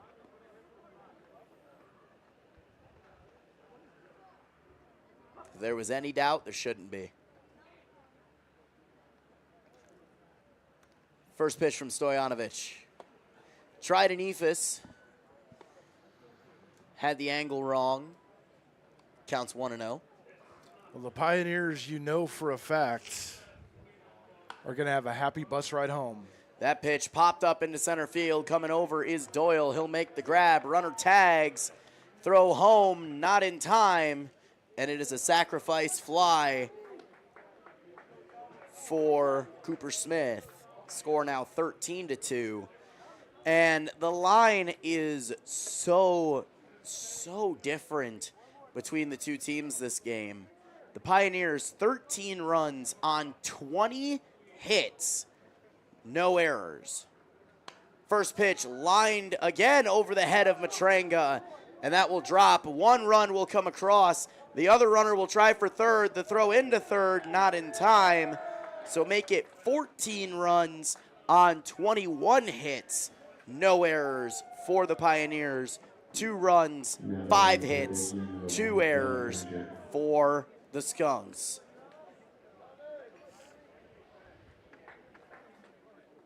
So if you weren't in Mercy territory, you absolutely are now.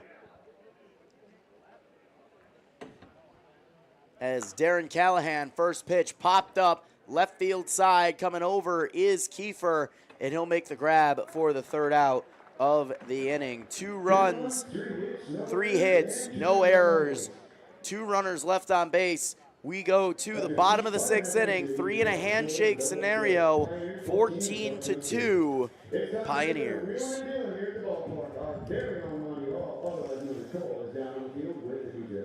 Thank you, Jacob, down here with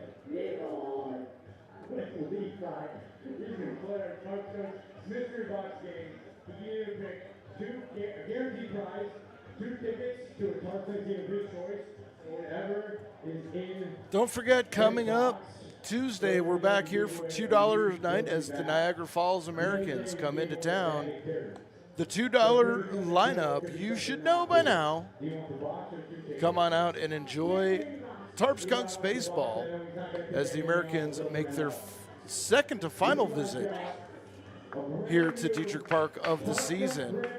Geneva on Thursday and back here next Sunday, 2 p.m. for Bark in the park as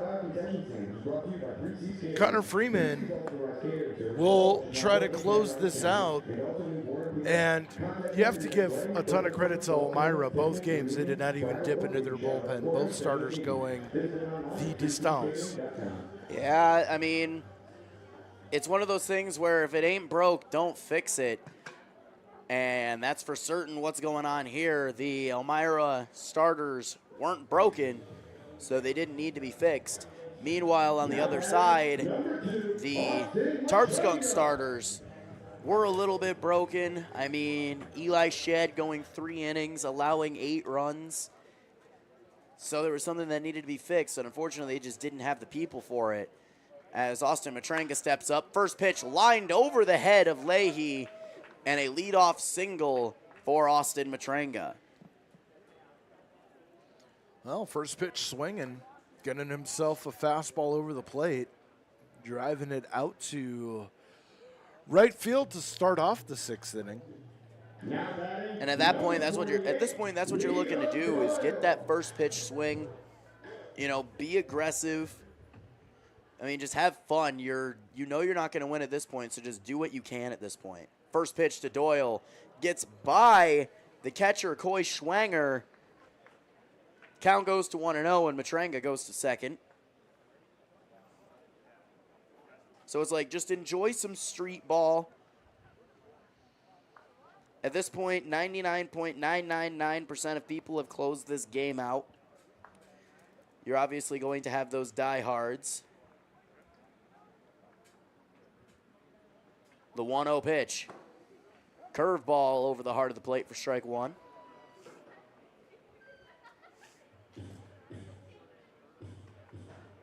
I think my battery on my phone has died. Yeah, 5% battery. Okay.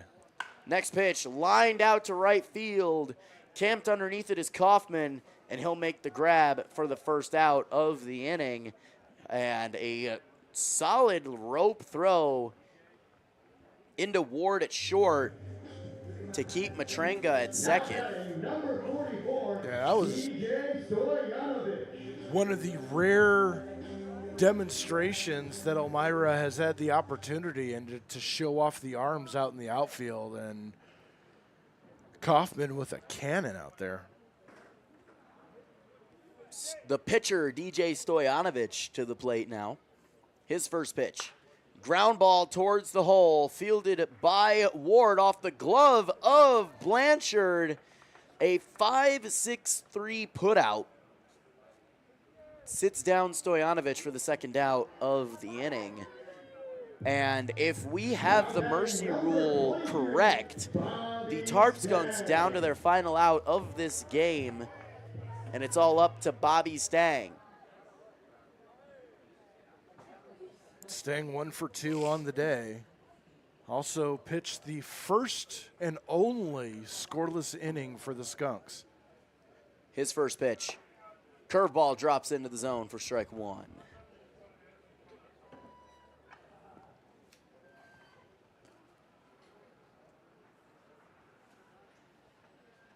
The 0-1 pitch from Freeman. Outside, 1-1. Outside and a little low. At this point, I'm studying the scorebook. I'm struggling to find an MVS, but I think I've got mine. I have a couple of ideas in mind as well, as that pitch is fouled off the back of Bobby Stang. Counts 1-2. It's your future. I see an MVS going to a pitcher.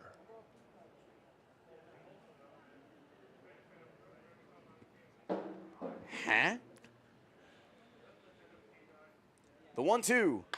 Ground ball up the middle. That might do it. Fielded by Leahy. Throw on to first in time. And that will end the game on the Mercy. 14-2 the final.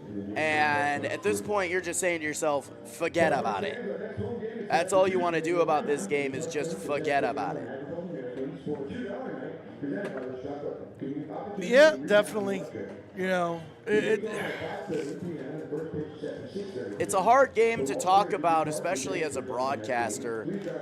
You know, you look at a game like this, you always want to call the exciting games, the games where you're the team putting up 20 hits, not the team getting 20 hits put on. So these games are always difficult to talk about, but at the same time, you look at them, you can just forget about them, put them into the books, have a short-term memory. You go to Batavia tomorrow. That's the game you should be focusing on right now, and that is probably what Ryan Hill is having his team do right now. So, you know, just scratch it at this point and just come back tomorrow. Better mind, better shape, better team.